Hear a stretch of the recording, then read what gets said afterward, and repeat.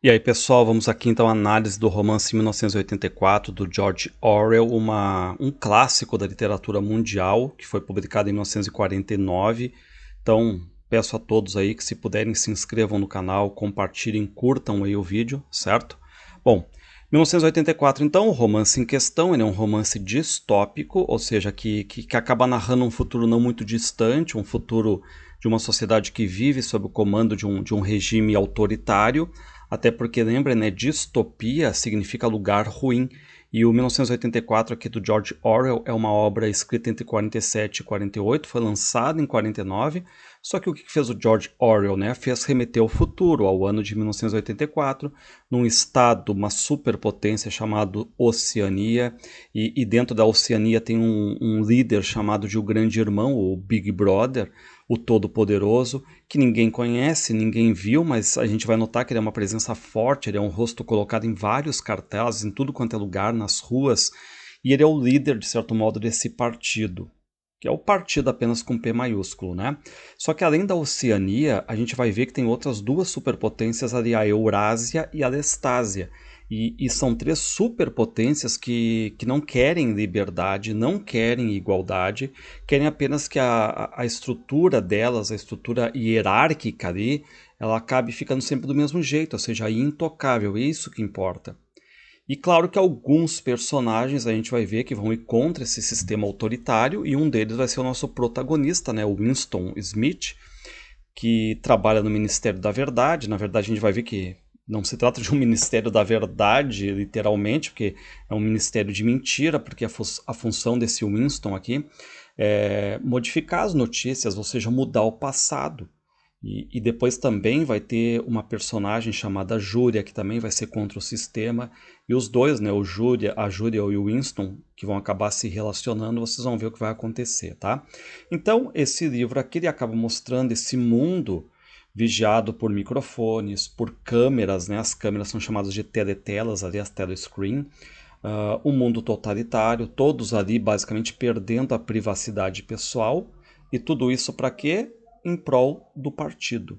E lembrem, né, que até a palavra, o George Orwell, o orwelliano, né, virou um adjetivo com aquele sentido assim de restrição de liberdade, restrição do meu bem-estar, ou seja, aquela questão toda de destruir uma sociedade chamada livre, né?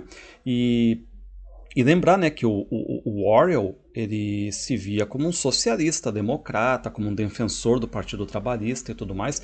Ele era totalmente contrário ao totalitarismo, esse totalitarismo aí presente em vertentes mais radicais, né? Então ele era um homem, claro, né, o autor, preocupado, atento assim com as questões de injustiças sociais, tá? Bom, então vamos lá. Parte 1, capítulo 1, a obra ela começa em tela, é uma obra em terceira pessoa, tem um narrador onisciente. Reparem, era um dia frio e luminoso de abril e os relógios davam 13 horas. Winston Smith, ou seja, estamos aqui por óbvio, né? Um dia frio e luminoso de abril de 1984. O livro, lembrando que foi escrito em 49, projeta alguns anos adiante. Temos também aqui já o protagonista aparecendo, Winston Smith, e que aí já nesse primeiro momento ele entra nas mansões Victor ali, tem um pôster colorido, e o pôster colorido é exatamente, né, o rosto de um homem de uns 45 anos ali, que é chamado de Big Brother, né, o grande irmão, que é basicamente isso aqui que a gente vê, tá? Reparem, Winston com seus 39 anos e sua úlcera. Então aquele pôster fica ali, parece estar vigiando todo mundo que passa ali. E o que diz ainda? O grande irmão está de olho em você, dizia o letreiro embaixo. Então ainda tem, para confirmar isso, né, uma voz, que é uma voz até agradável, que sai de uma telescreen, né, de uma teletela, como eles chamam ali. Essas teletelas ficam vigiando tudo, essas câmeras de certo modo, né? Então, reparem, o volume do instrumento chamava-se teletela, podia ser regulado, mas não havia como desligá-lo completamente. Então, a todo momento vai ter as teletelas, os microfones, uma voz falando ali. Então, essas teletelas vêm tudo, tem os microfones também, em tudo quanto é lugar. É uma sociedade que a gente chama vigiada.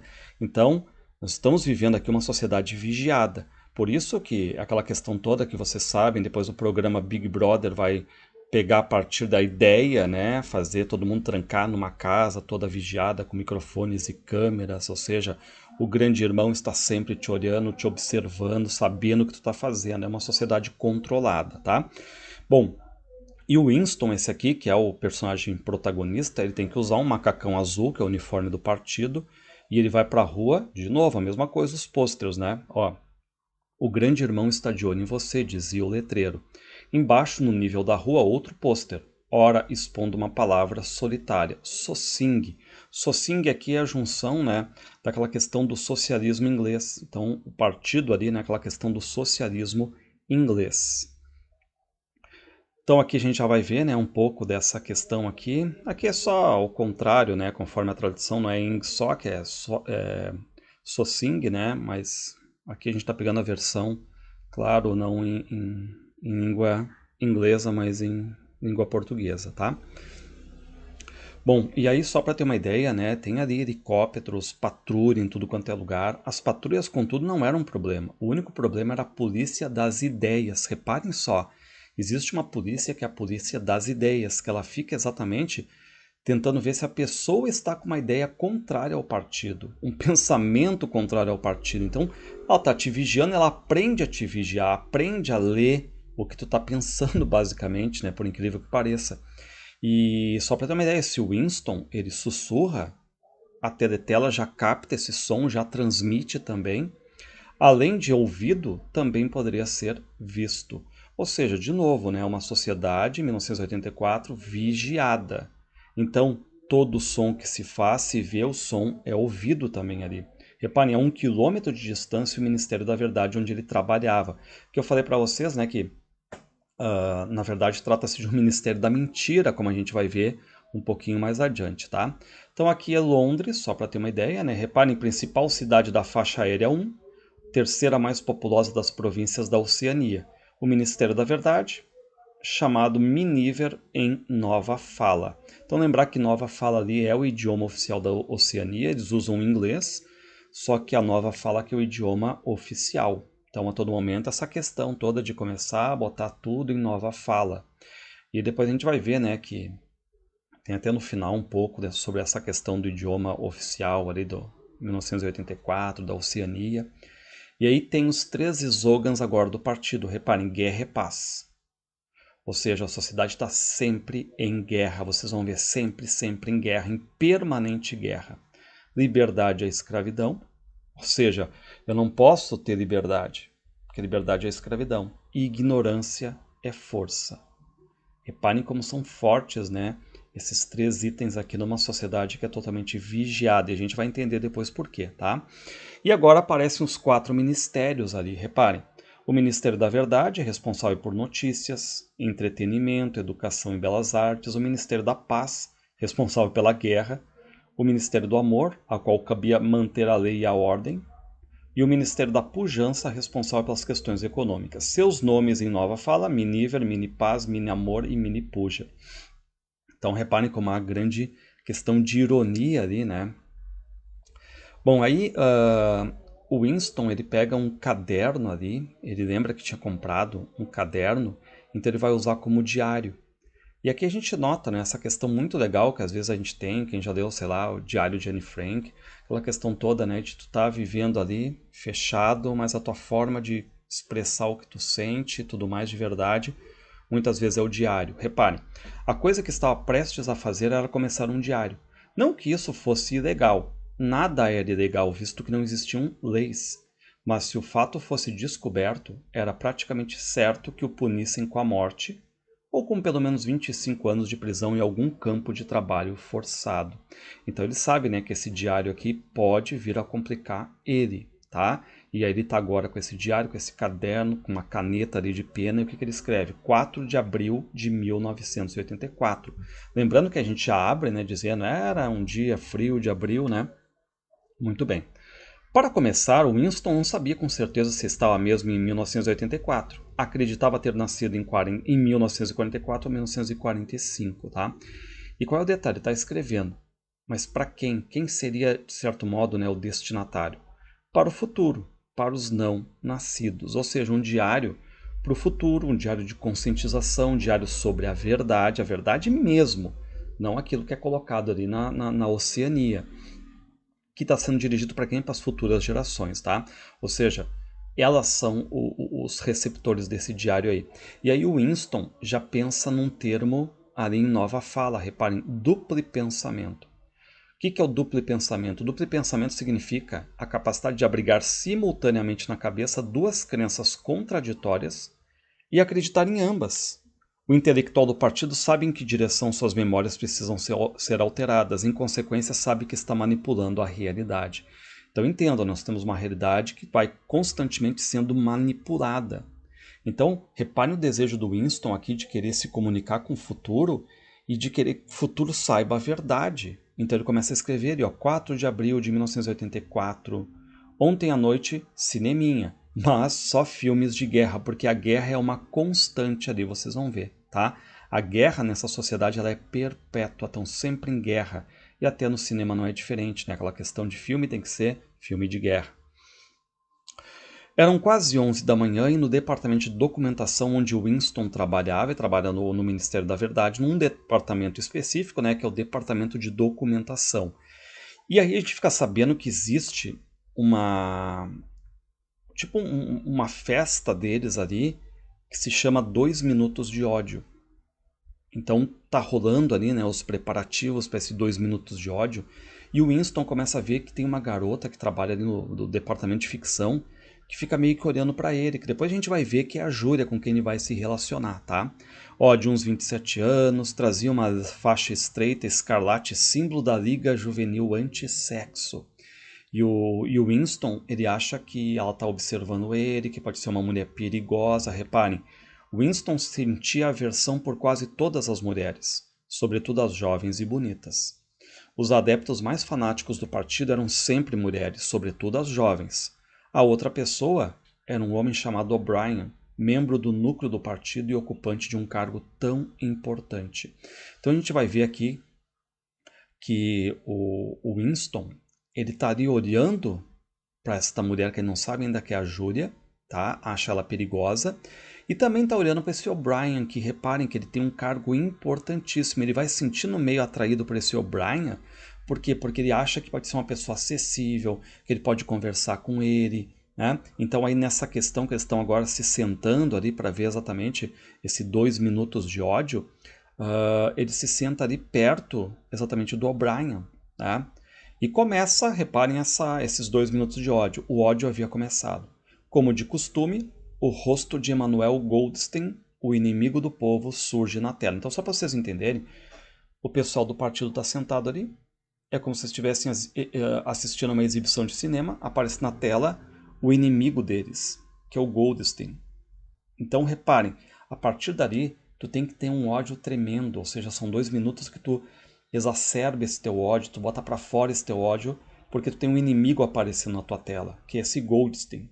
Fora uma das figuras destacadas do partido, quase tão importante quanto o próprio grande irmão, Big Brother, e que depois se entregar a atividades contra-revolucionárias, fora condenado à morte, e em seguida fugira misteriosamente e sumira do mapa.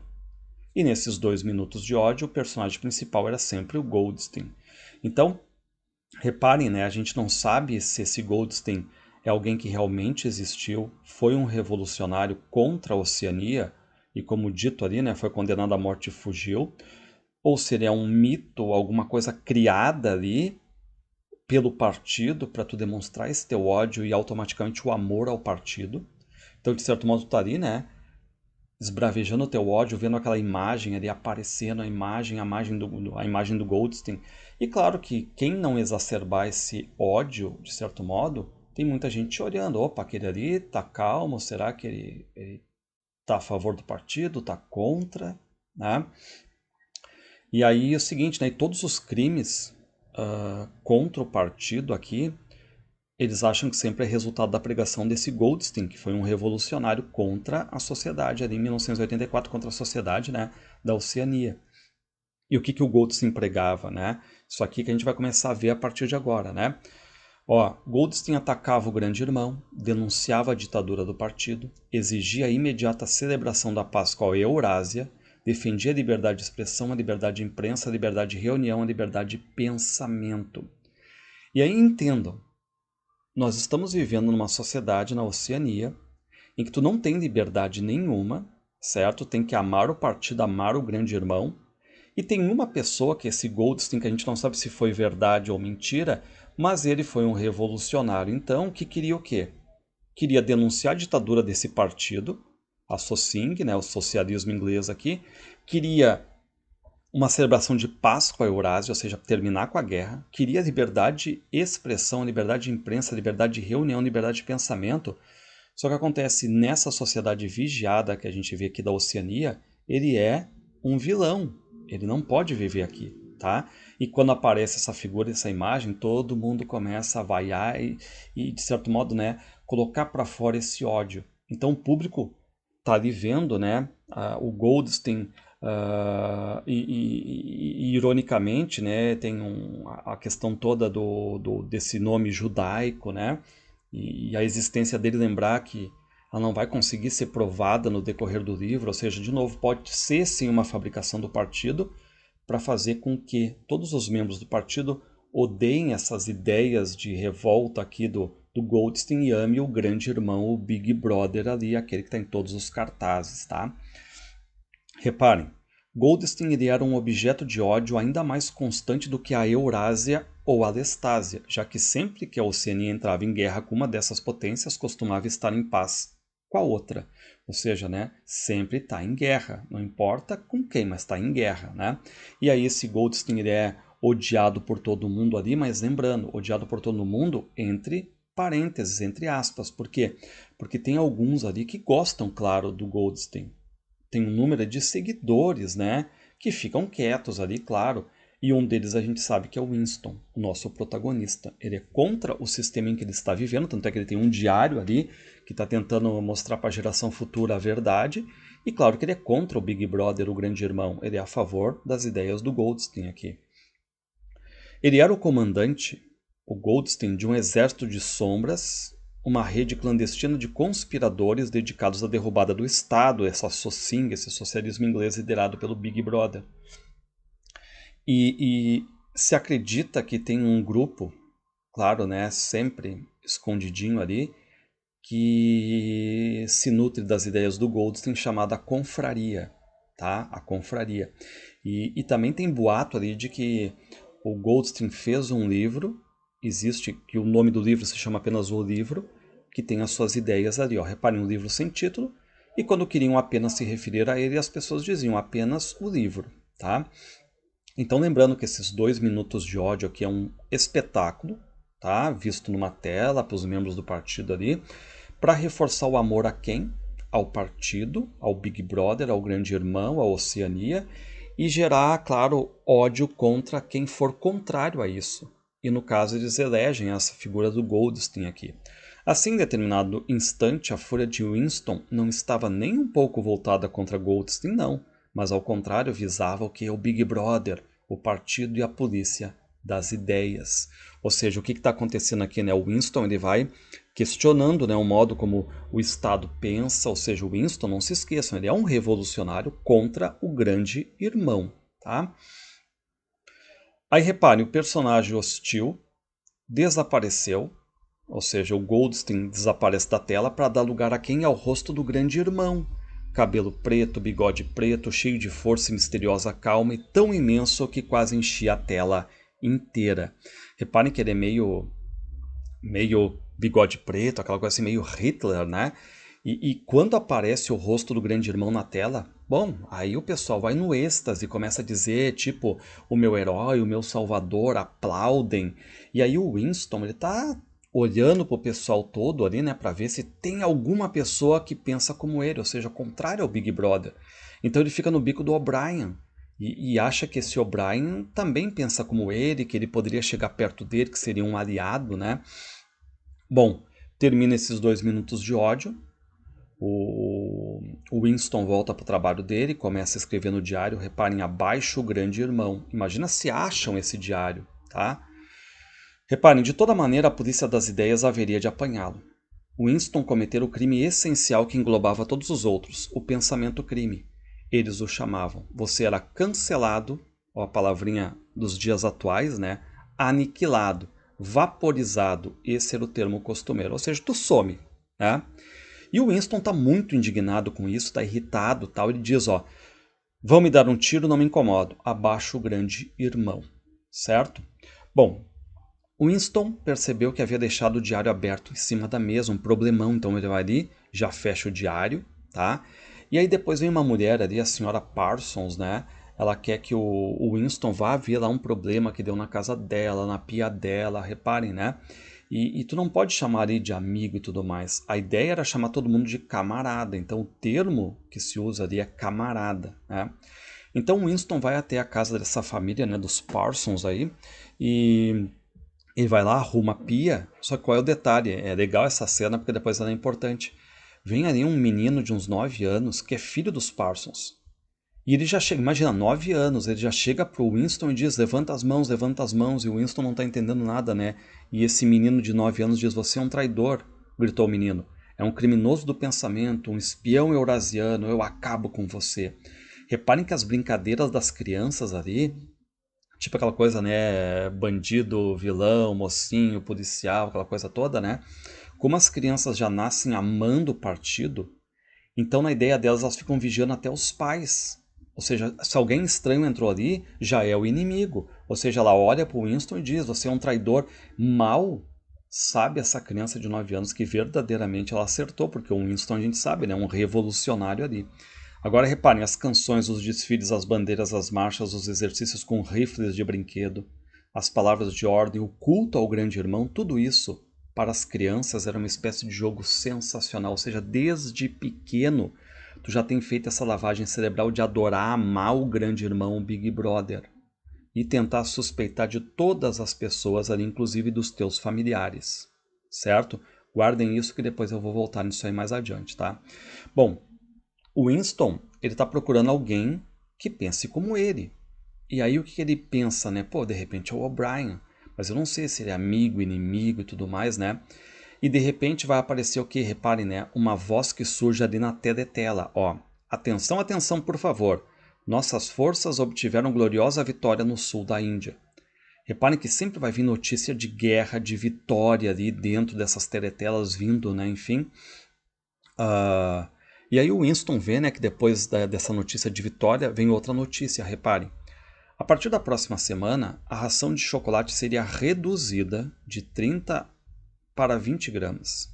A teletela, talvez para celebrar a vitória, talvez para afogar a lembrança do chocolate perdido, atacou Oceania, nossa terra. Era dever de todos ouvirem o hino de pé. Então reparem, né, o golpe aqui. Tu quer dizer que tu vai ter uma redução no chocolate, certo? Muito bem, então é uma notícia ruim. Mas antes de dar uma notícia ruim, tu traz uma notícia de vitória, ou seja, uma vitória. Aí vem com a notícia de vitória, depois uma notícia do chocolate reduzido. E para não deixar o pessoal ali murcho com a notícia da redução do chocolate, já tocam o hino da Oceania e todo mundo tem que ouvir de pé em respeito, tá? Bom, mas qual é o detalhe, né? Reparem que essa notícia do chocolate e da redução, tá? A gente sabe que a gente está em abril, certo? Mas aí 2 meses antes, ali em fevereiro, a notícia que tinha sido veiculada é que não ia haver corte de ração de chocolate ali, né? Entre eles, não ia ter isso aí. Só que houve. E o que o Winston vai ter que fazer, na verdade, né? Reparem que ele trabalha ali, a gente viu, ele trabalha manipulando as notícias, ou seja, ele vai pegar o trecho original que saiu no jornal de fevereiro, de que não haveria redução, e ele vai mudar esse trecho dizendo ali, né, que provavelmente teriam que reduzir e tudo mais. E o original daí é jogado no fogo, numa questão de que queima, né, enfim. Então o que faz o Winston? Ele manipula as notícias, certo? Ele pega as notícias do passado e manipula. Então vamos supor o seguinte, né? Pô, tu tá brabo aqui. Então, assim, mas só um pouquinho. Em fevereiro disseram que não ia ter corte. E agora em abril cortam. Aí quando tu vai voltar lá no jornal para ver, eles vão ver que vai ter uma palavrinha. Provavelmente teremos que reduzir. Então tu não dá como certeza. Tu ameniza do uso de eufemismos, de suavizações, para sempre, né, conseguir manipular a história. Então, se tu olhar para trás, a história nunca vai ser verdadeira, né? A história está sendo manipulada, uma história fake em favor do partido sempre, tá? E o que vai fazer o Winston? Escreve lá no seu diário, ó. O pensamento crime não acarreta a morte. O pensamento crime é a morte. E aí o Winston ele já guarda o diário dele bem guardadinho ali. E lembrar, né, que esse recurso de criar uma escrita dentro da própria obra é uma questão metalinguística aqui, ou seja, né, o diário dentro de um próprio romance, certo? Isso aqui é importante então. Bom, então agora a gente vai saber um pouquinho aqui do passado do Winston. Reparem, ó. Winston sonhava com sua mãe. Devia estar com uns 10 ou 12 anos, 11, quando a mãe desaparecera, pensou. Do pai lembrava-se com menos clareza. Sem dúvida os dois haviam sido engolidos por um dos primeiros grandes expurgos dos anos de 50. E aí, né, o Winston tenta se lembrar da irmã, que era ainda pequenininha, nenezinho, fraquinha, com fome. Então o Winston está tentando se lembrar de alguns detalhes ali. E ele sempre nota, né, que ali a sociedade em que ele vive agora atual está sempre em guerra, em permanente guerra. Lembrando isso, tá, pessoal? É importante, sempre em guerra. Naquele momento, por exemplo, em 1984, se é que estavam em 84, a Oceania estava em guerra com a Eurásia e era aliada da Lestásia. Ou seja, aqui vocês têm as três potências, né? Eurásia, Lestásia e Oceania, onde está o Winston. Só que reparem, né? Estão sempre em guerra com alguma delas. Ele, Winston, sabia que a Oceania fora aliada da Eurásia não mais de 4 anos antes. Ou seja, qual a ideia aqui, né? Agora estão em guerra com a Eurásia, mas 4 anos atrás estavam em guerra com a Lestásia. Mas sempre em guerra, sempre em guerra. Só que o que faz o partido? O partido nega, o partido vai mudando o passado. Então Winston não consegue nem se lembrar da data em que o partido passou a existir. Ele, na cabeça dele, é tipo anos 60, que deve ter começado esse partido. Então ele parecia que tivesse ouvido a palavra Socing, ou seja, a abreviatura ali, né, de socialismo inglês, antes de 60. Mas quem sabe na expressão utilizada pela velha fala, ou seja, socialismo inglês, ela um dia tivesse sido de uso corrente, tá? Então, socialismo inglês, pela velha fala, pelo inglês, né? Agora a nova fala vai, né, comprimir isso para Socing. Winston puxou o ditógrafo para junto de si. Ou seja, o ditógrafo é onde ele dita o que vai ser escrito ali, né? Ó, então ali só para ter uma ideia, né? Tem tubos ali que surgem mensagens escritas, mensagens para os jornais, tem aqueles buracos que ele chama, né, buracos de memória para queimar o passado. Quando a pessoa sabia que determinado documento precisava ser destruído, levantava automaticamente a tampa do buraco da memória mais próximo e o jogava ali dentro. Então, entendam, né? É uma manipulação terrível aqui do passado. Porque o que tu faz? Tu pega um jornal antigo que diz que ali houve uma guerra, vencida por país tal. Tu pega aquilo ali, muda, dizendo que houve, sei lá, um empate e joga o original fora. Então tu não tem como contestar. A história, o passado está sempre sendo manipulado ali, tá? Reparem que a tarefa de Winston era retificar, ou seja, né, corrigir os números originais, fazendo-os corresponder aos resultados de fato obtidos. Ou seja, ele vai manipulando as notícias, ele altera ali os dados da história para sempre ficar de acordo com quem? Com o que o partido estava pregando. E reparem aqui o método. Depois de efetuadas todas as correções, o original era destruído e a cópia corrigida era arquivada no lugar da outra cópia.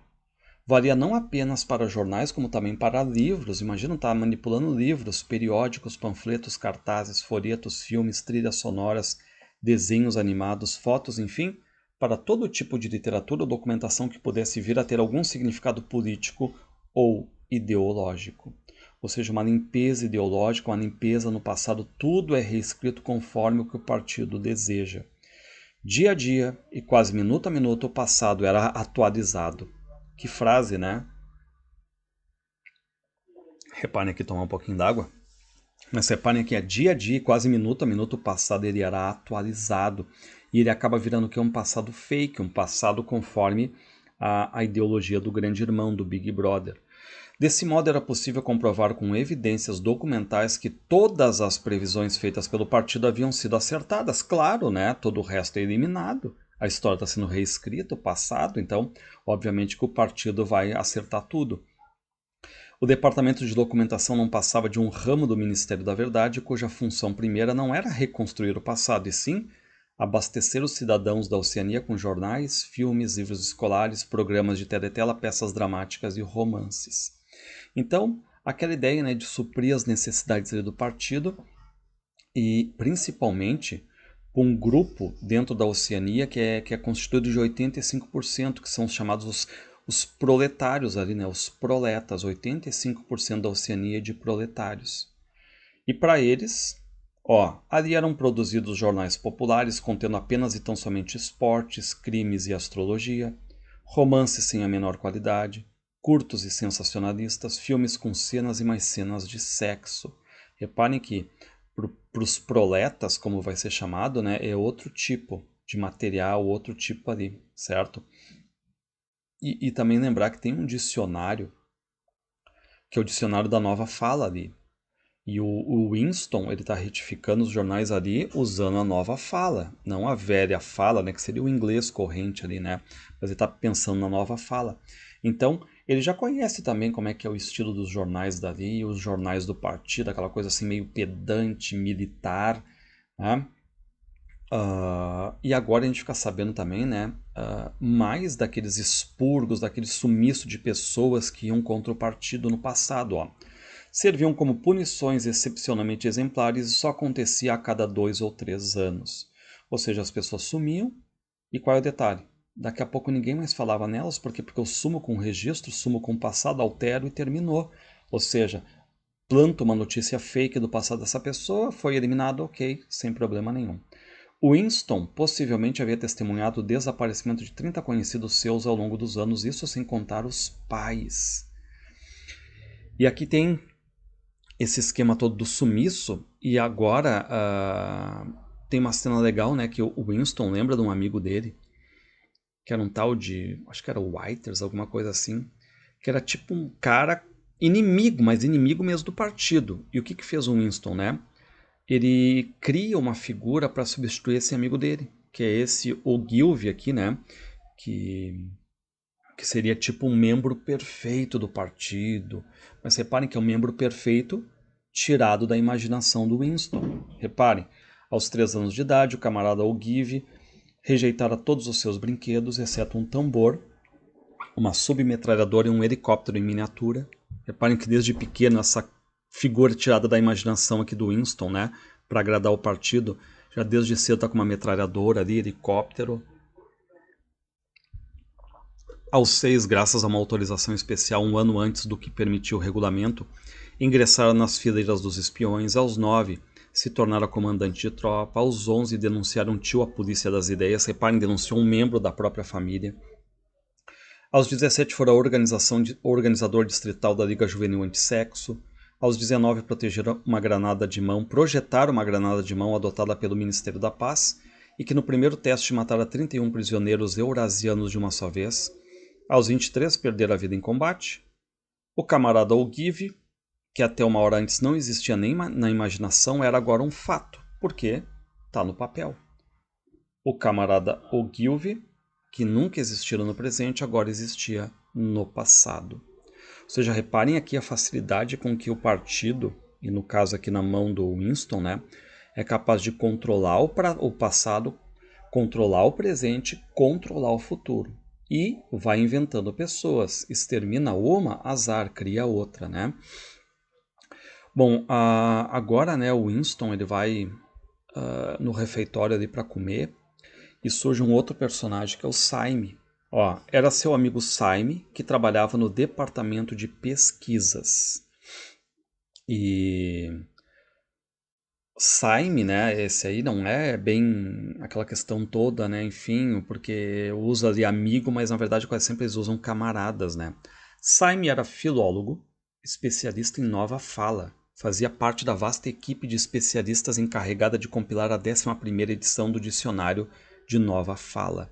Então, o que acontece aqui, esse Syme, Ele pergunta ali pro Winston, né, se ele viu o enforcamento e tudo mais dos prisioneiros, só que o Winston acaba dizendo que não, né, que estava trabalhando. Enfim, vão conversando ali. Só que qual é o almoço? Reparem, uma marmita de metal de ensopado rosa acinzentado, um naco de pão, um cubo de queijo, uma tigela de café Victory sem leite e um tablete de sacarina. Ou seja, basicamente aqui o que é servido são alimentos assim sintéticos. Então quem come não tem prazer em comer. Reparem que não tem prazer, certo? Uma coisa muito mecânica. E esse Simon aqui, lembrando que ele está no trabalho desse dicionário da nova fala. E ele não está ali. Reparem que a nova fala ela não está para inventar novas palavras às pencas. Ela está para destruir palavra. E reparem o que o Simon diz. Que coisa bonita a destruição de palavras. Claro que a grande concentração de palavras inúteis está nos verbos e adjetivos, mas há centenas de substantivos que também podem ser descartados. Não só os sinônimos. Então aqui, qual é a ideia que o Simon quer dizer, né? Por que ele quer destruir palavra? Porque na cabeça dele toda palavra, qualquer palavra já contém em si mesma o antônimo, o contrário. Ou seja, se eu tenho a palavra bom, não precisa de ruim. Na nova fala seria bom, desbom. Então eu não preciso de inventar uma outra palavra. Então a nova fala ela veio para simplificar, certo? Então lembrar que a nova fala não é para ampliar pensamento e tudo mais, e sim para cada vez mais restringir os limites do pensamento, para tu ter aquela sociedade na mão, inclusive no conjunto de palavras, tirar essa velha fala, o inglês, e substituir pela nova fala, que ela é de restringir o pensamento. Tá? Só que o Simon, que é um filólogo, né, especialista em nova fala, ele lê os artigos do Winston, vê tudo ali e sabe que o Winston ainda pensa com a velha fala. Reparem, né? Não sente o Winston muita admiração pela nova fala. Até mesmo quando escreve, continua pensando em velha fala. Não compreende a beleza da destruição de palavras. E reparem que esse é um recurso também, né, do Winston, ainda utilizar mais a velha fala e pensar em velha fala como se fosse também aquela questão de revolucionário, né? Se a nova fala é a fala ligada ao partido, ao grande irmão, ao Big Brother, ao Socing, ao socialismo inglês, não me interessa isso também, tá? O que o Simon diz? Você sabia que a nova fala é a única língua do mundo cujo vocabulário encolhe a cada ano? Encolhe a cada ano.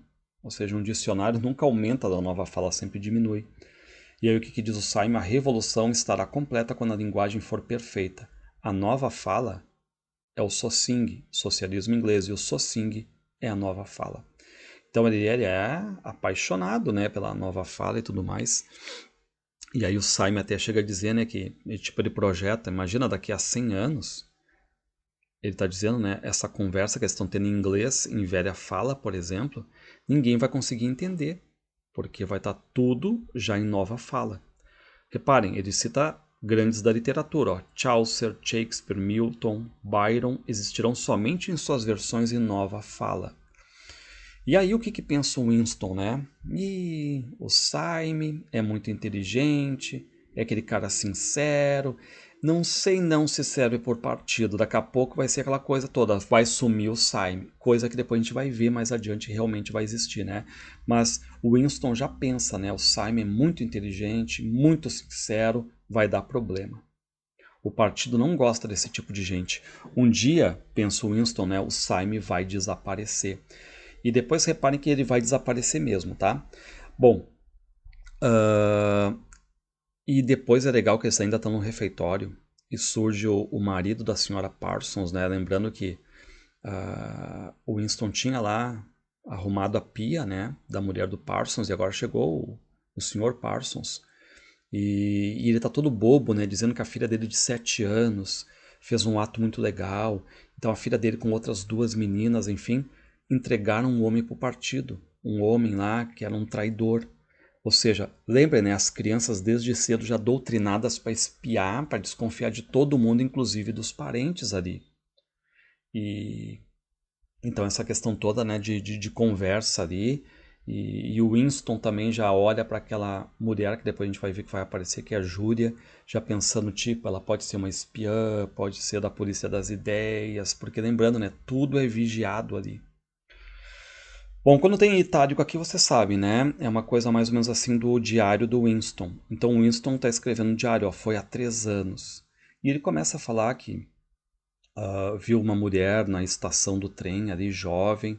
Na verdade, era uma prostituta, e o Winston vai lá, transa com ela. Só que vinha ali a imagem de Catherine, a sua mulher. O Winston era casado. Ou pelo menos fora casado. Provavelmente continuava casado, pois até onde sabe, Catherine não estava morta.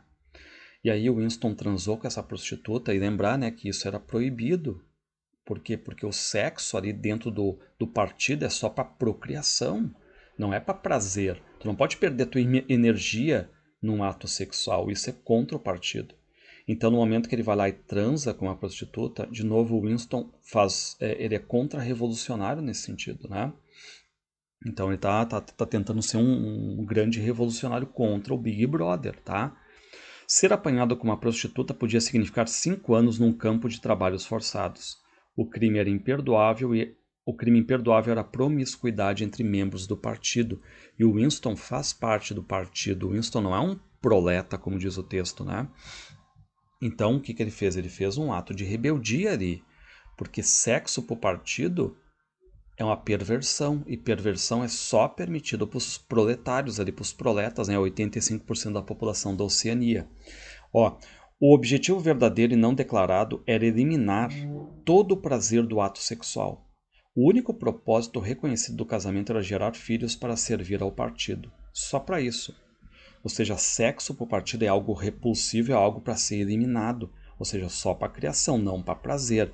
Porque se for para prazer, te tira energia e toda a tua energia tem que ser depositada para o partido. Então o partido já está até pensando ali, né, futuramente na questão da inseminação artificial, para até evitar essa questão do contato.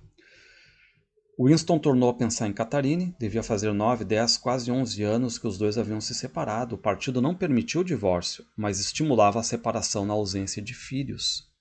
Ou seja, não tem filhos, vai se separando, tá? E o Winston e a Catharine, isso aí já tinham um relacionamento frio. E lembrar que esse sexo ali era só para procriar, tá ruim o relacionamento deles, ó. Felizmente, porém, não veio nenhuma criança.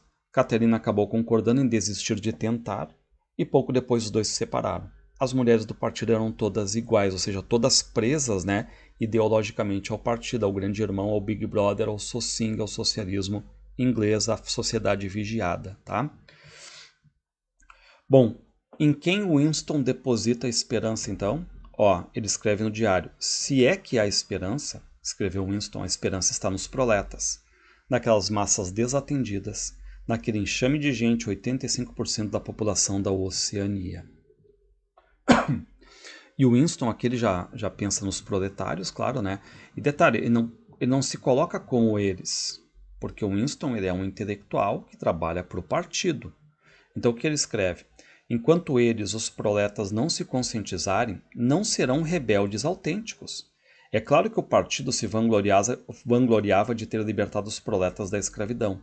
Antes da Revolução, eles eram oprimidos de maneira revoltante pelos capitalistas. Então, o partido, né, sempre está ensinando ali que os proletários são inferiores, que devem ser dominados, né?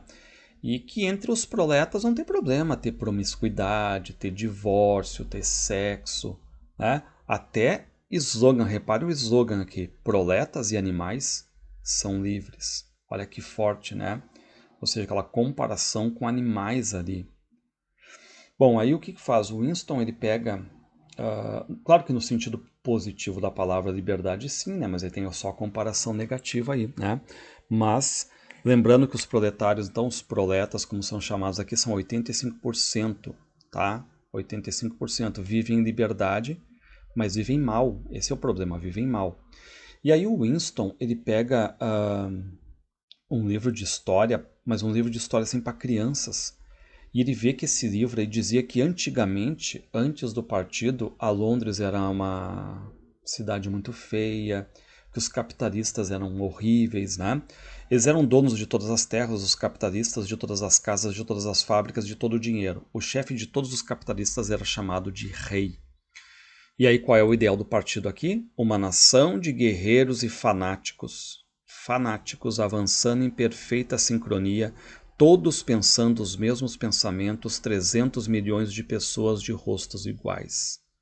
Repare então, né? Sem liberdade, sem contrariedade, sem livre-arbítrio, nada. Todo mundo guerreiro fanático pensando a mesma coisa em prol do partido. E o passado anulado, e o que se torna verdade? A mentira se tornar a verdade, tudo manipulado. E o Winston pensando ali, ó. Os líderes revolucionários originais haviam sido eliminados de uma vez por todas. Em 70 já não restava um só deles, com exceção do próprio grande irmão. Então reparem, né, que os revolucionários ali, eles são todos detonados. O partido está sempre por cima. Repare o grande deles ali, ó. Goldstein fugira. Entre os últimos sobreviventes estavam 3 homens chamados Jones, Aronson e Rutherford. Provavelmente esses 3 homens haviam sido presos em 1965.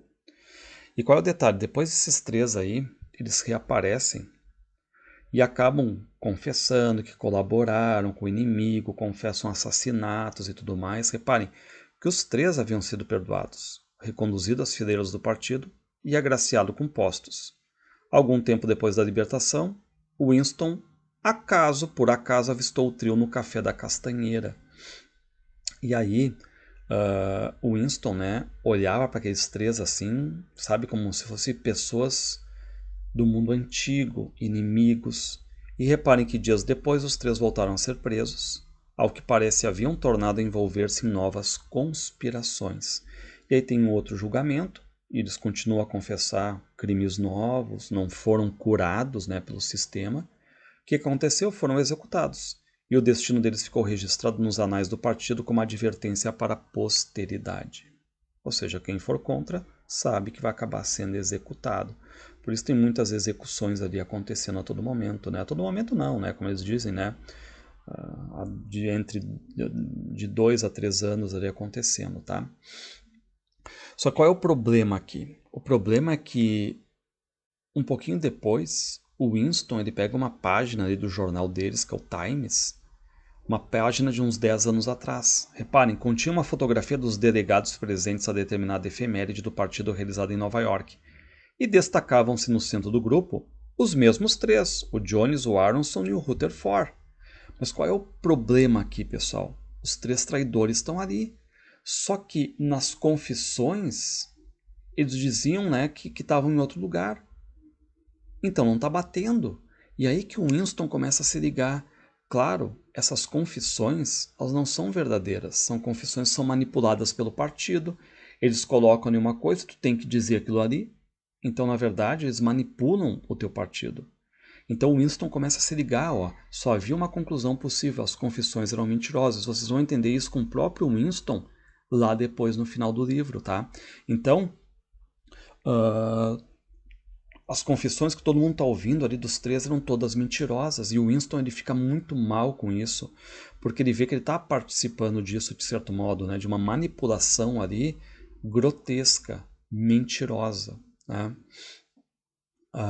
No fim, o partido haveria de anunciar que 2 mais 2 são 5 e você seria obrigado a acreditar.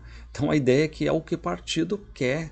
Tu não pode ter o teu pensamento aqui, tu pensa conforme o partido.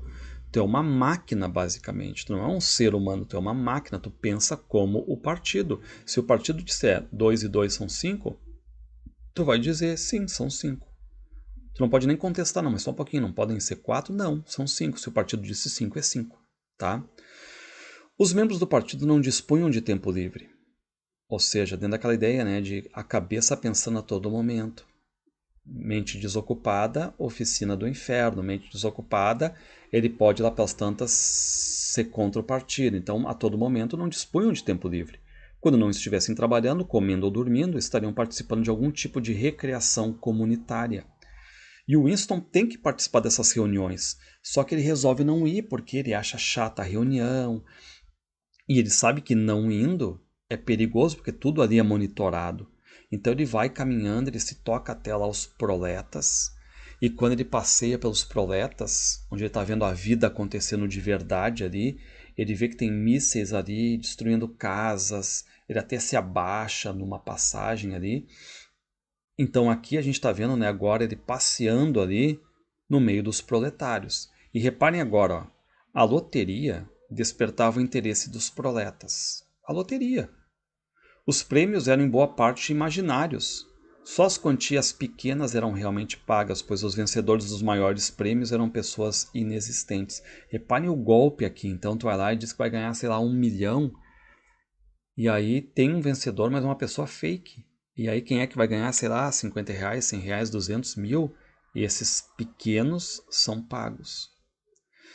Bom, aí o Winston, né, ele entra numa loja ali, que ele tá vendo que essa loja, né,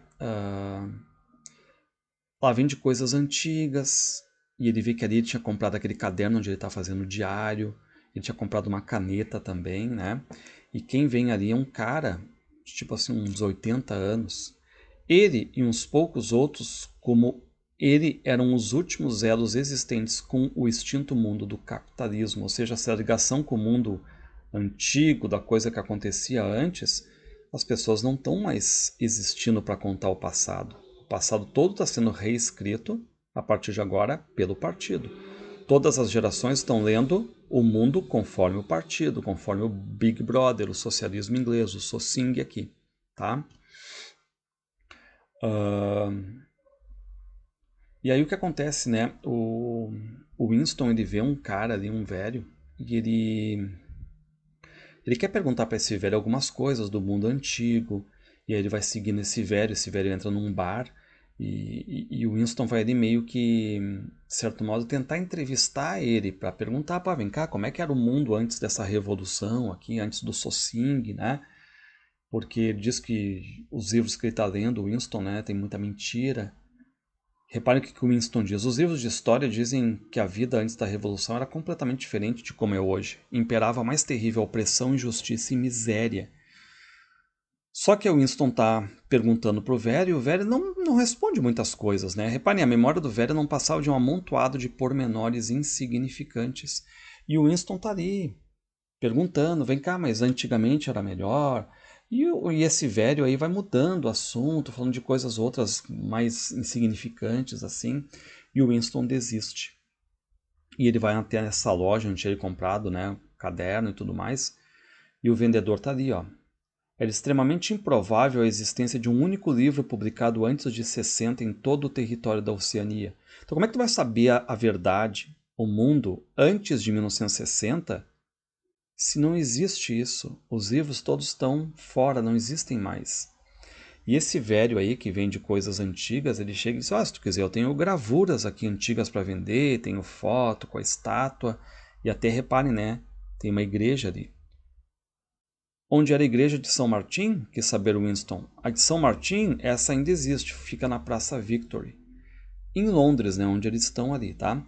Então o Winston, reparem, né, que ele passeia pelos proletas para tentar informações até de como era o mundo antes de 60, o mundo antes do socialismo inglês, dessa sociedade do Big Brother, dessa sociedade vigiada, e não consegue quase nada, porque não tem mais livros, as pessoas parecem que não querem dizer, as que já têm idade, né, avançada ali.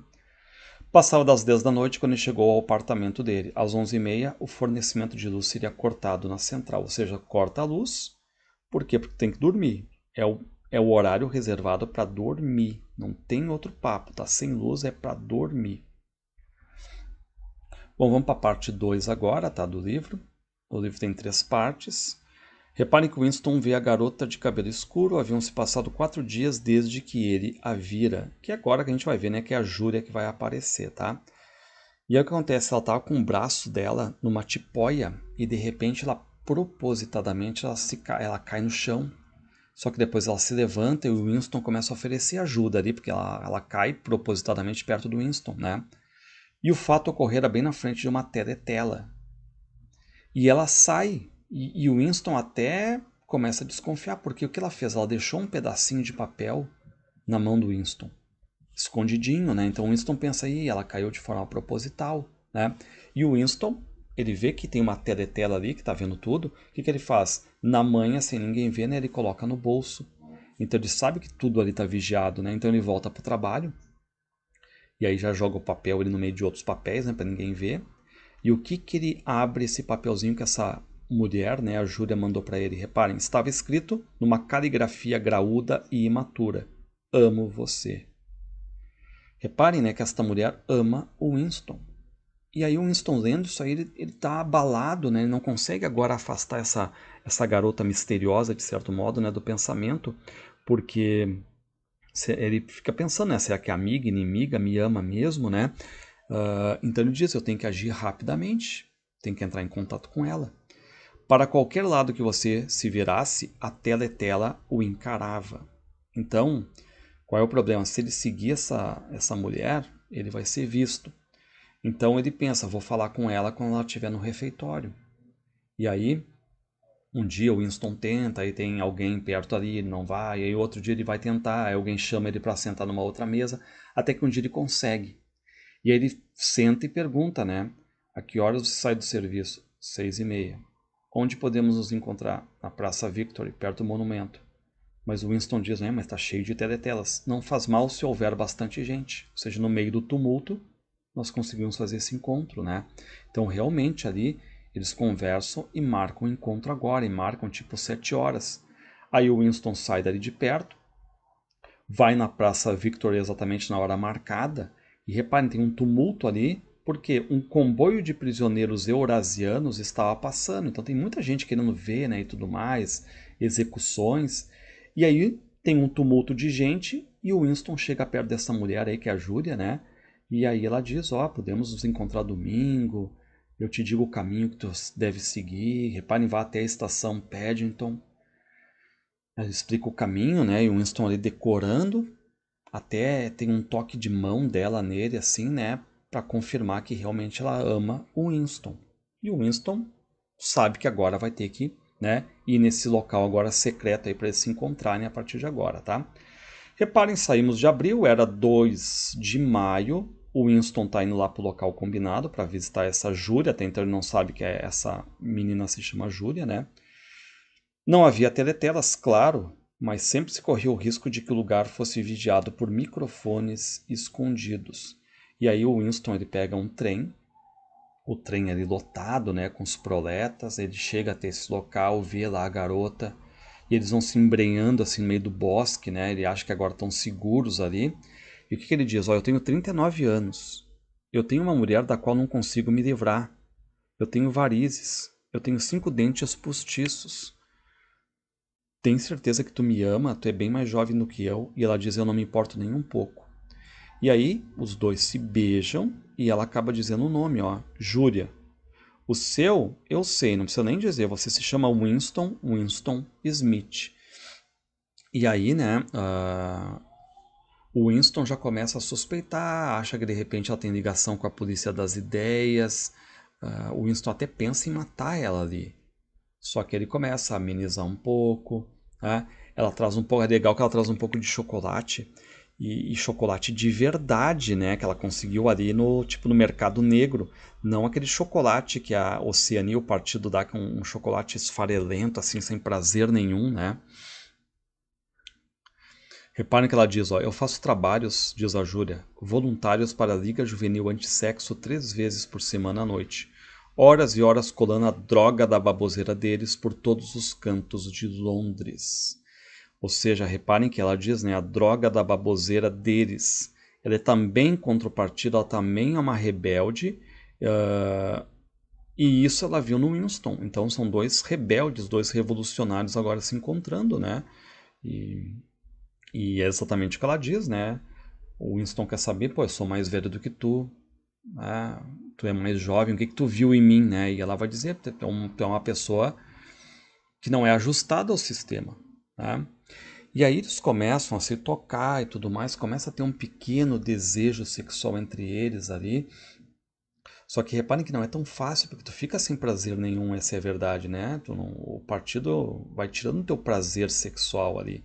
E aí o Winston pergunta, tipo, tu não é a primeira vez que tu tá fazendo isso aqui, né? Tu já teve outros homens aqui, né? E ela falou assim, claro que sim, centenas de vezes. Bom, um monte de vezes, né? E aí ele pergunta, com membros do partido? Sempre me relacionei sexualmente com membros do partido. Mas com gente do núcleo do partido? Não. Com aqueles púrias, Não. E aí o Winston diz, né? Ouça, quanto maior o número de homens que você teve, maior é o meu amor. Compreende isso? Porque o Winston também é um rebelde, então não tá nem aí, né? E aí o que eles fazem? Eles transam, acabam dormindo ali. A união dos dois foi uma batalha, o gozo foi uma vitória. Era um golpe assentado contra o partido, um ato político. Ou seja, esse ato dos dois fazerem sexo aqui entra como um ato de rebeldia, já que o partido, você sabe, né, condena o sexo. E no momento que ela diz que já teve sexo um monte de vezes com membros do partido, a gente nota claramente aqui, né, que tem muita gente que se rebela, que não aceita o que o partido coloca ali. Mas o partido é maior, né? Muita gente ali e quem vai contra é pego, acaba sendo exterminado. Então aqui esse ato de rebeldia, um ato político, entendam, né? O sexo, o prazer sexual dentro ali da Oceania é visto como um ato político, um ato de rebeldia, certo? Por quê? Porque todas as tuas forças, a tua energia não pode ser gasta em sexo, em prazer, e sim sempre prontamente para ajudar o partido. Bom, aí eles sabem que eles vão ter que voltar agora, né? Ela partiria na frente e o Winston deveria esperar meia hora depois para segui-la, para não dar na telha, né? Enfim. E qual é a ironia, né? Ela diz assim, ó, eu preciso estar de volta às 7h30. Estou encarregada de tomar conta da Liga Juvenil Antissexo por 2 horas. Ou seja, a Liga Juvenil Antissexo, ela que acabou agora, né? De, de ter uma relação sexual, né? Então, eles vão se encontrar mais uma vez em maio, né? Aí ela muda o esconderijo e aí já começa um problema. Qual é o problema aqui? O problema é a dificuldade dos encontros. Reparem, ela tivera seu primeiro caso aos 16 anos. O parceiro era um homem de 60 anos, membro do partido, que mais tarde cometera suicídio para evitar a prisão. E depois ela teve outras, e reparem, ela odiava o partido. Assim como Winston, ela odiava o partido. E dizia isso com palavras grosseiras, mas não criticava globalmente. Winston percebeu que nunca usava palavras em nova fala, com exceção das que haviam migrado para a linguagem corrente. Então até o ato de tu não usar palavras em nova fala também, né, já é uma questão de rebeldia contra o partido. E aí o Winston pensa nela, que ele sempre ouviu falar que existe uma confraria, aquelas pessoas que são contra o sistema, que talvez a Júlia esteja nessa confraria, porque ela é uma revoltosa, né, em tudo mais. E aí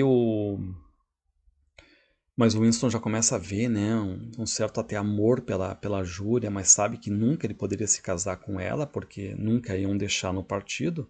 E aí eles vão conversando, e a Júlia aqui fala, reparem, né, o que é o ato sexual para o partido. Reparem, quando você faz amor, você está consumindo energia. Depois se sente feliz e não dá a mínima para coisa nenhuma.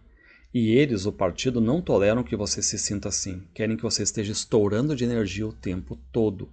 Então, por isso que essa questão sexual é perigosa, é proibida, né? As crianças, por sua vez, eram voltadas sistematicamente contra os pais e aprendiam a espioná-los. A gente já viu isso aí também, né? Ou seja, a família se transformara numa extensão da polícia das ideias. Júlia percebia que ela própria estava condenada, que mais cedo ou mais tarde a polícia das ideias haveria de apanhá-la e matá-la. Ou seja, né, aquela ideia de que eu sou um rebelde, mas cedo ou tarde alguma coisa vai acontecer que eles vão descobrir, né, que eu sou um rebelde, tá? E de novo, eles já combinam outro encontro, mas também caminho diferente, local diferente. Winston percorreu com o olhar o cômodozinho esquálido que ficava em cima da loja do Sr. Sherrington. Esse Sr. Sherrington é o dono daquela loja de coisas usadas ali, velhas e tudo mais, né? E o Winston, ele sabe que é loucura o que ele está fazendo ali. Como ele previra, o Sr. Sherrington não apresentava empecilhos para alugar o quarto, ou seja, ele vai alugar um quarto para poder se encontrar com a Júlia. E agora ele e a Júlia estão nesse lugar agora, ou seja, num quarto na casa desse antiquário. E, e o Winston agora vê que sexo tem sentido, não é mais aquela coisa assim, né, robotizada do início, já estão, né, mais entrosados sexualmente ali. Ela, a Júlia, se tornaram uma necessidade física. Repare então o quanto ele está gostando disso aí, né? E o Winston pensa em ficar com ela. Mas como, né? Onde é que eles poderiam, por exemplo, caminhar de mãos dadas, se beijando, né? E agora tem uma cena legal, ó, a Júlia, ela trouxe açúcar, mas açúcar de verdade, não a sacarina aquela, reparem, né? Açúcar de verdade, não é sacarina não, é açúcar. E aqui temos um belo pão e um vidrinho de geleia e aqui uma lata de leite, ela trouxe também chá. E qual é o detalhe, né? Lembrar que o açúcar ali na Oceania foi trocado por sacarina. O gin deles que eles tomam também é um gin sintético, o café é um café artificial. Então todo mundo ali na Oceania acaba perdendo aquilo que a gente chama de memória sensorial do alimento. Ou seja, não há prazer em comer. Estão entendendo? Sabe aquela coisa assim de comer com os olhos, o cheirinho gostoso, a comida que tu quer comer só por sentir o cheirinho dela. Na Oceania, no Big Brother, no grande partido, no socialismo ali deles, o inglês, o Socing, não há isso, pessoal, não há prazer, tá? Os alimentos são tudo sintéticos ali, tá? E agora o que fez a Júlia? Mais um ato de rebeldia. Ela traz um banquete perfeito para eles. Tem açúcar de verdade, café, leite, pão, chá. Então é esse o detalhe, né? Olha o que ela vai dizer, café do núcleo do partido. Os garçons, as empregadas e outras pessoas acabam passando a mão. Ou seja, tendo aquela ideia, né? Alguns vão roubando ali, né? E também tem uma cena legal que a Júlia agora chega e diz, ó, Winston, tu pode ficar de costas um pouquinho. E aí o que ela faz? Ela se maquia, né? E aí diz para ele se virar, Júlia se maquiara. E aí, claro, ela quer não ficar aquela coisa robotizada, então ela passou uma maquiagem, ela já disse que no próximo encontro ela vai trazer um vestido, vai trazer sapato de salto alto. E olha o que ela diz, neste quarto contigo, Winston, seria uma mulher, não uma camarada do partido, tá? E aí a mesma coisa, né? Transam, dormem. Só que agora tem uma cena muito importante pro livro, tá? A Júlia, ela vê um rato e toca uma coisa nesse rato. Só que o Winston, ele começa a passar muito mal, porque ele odeia ratos. Sabe aquela coisa assim, odeia, assim como pode odiar barata, fica mal, pânico, ele fica assim. E cuidem essa cena do Winston, ele odiar ratos, por quê? Porque depois vai ser uma cena muito importante. E a Júlia diz assim, mas por que tu tá mal, Winston, né? Pô, em Londres tem rato em tudo quanto é lugar, né? E ela diz assim, querido, tu estás tão pálido, o que aconteceu? Tem nojo de ratos? E ele diz, de todos os horrores do mundo, um rato. É que eu não gosto de ratos, eu não gosto, não gosto, né? E aí eles acabam indo embora ali, né? Bom, ainda tem aqui uns 5. Bom, como o Winston tinha previsto, né?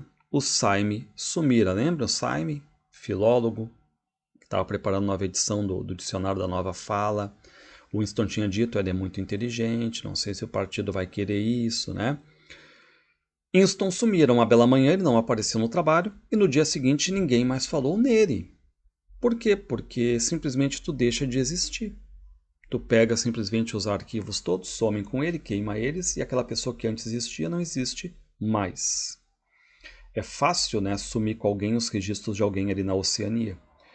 Bom, os preparativos para a Semana do Ódio iam de vento em popa. Lembrando que a gente abriu o livro, né, falando sobre a Semana do Ódio, os 2 minutos ali, né?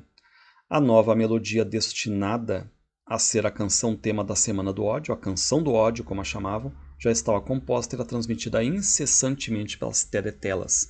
Aquilo para grudar no ouvido, né, para ficar um refrão ali e tudo mais.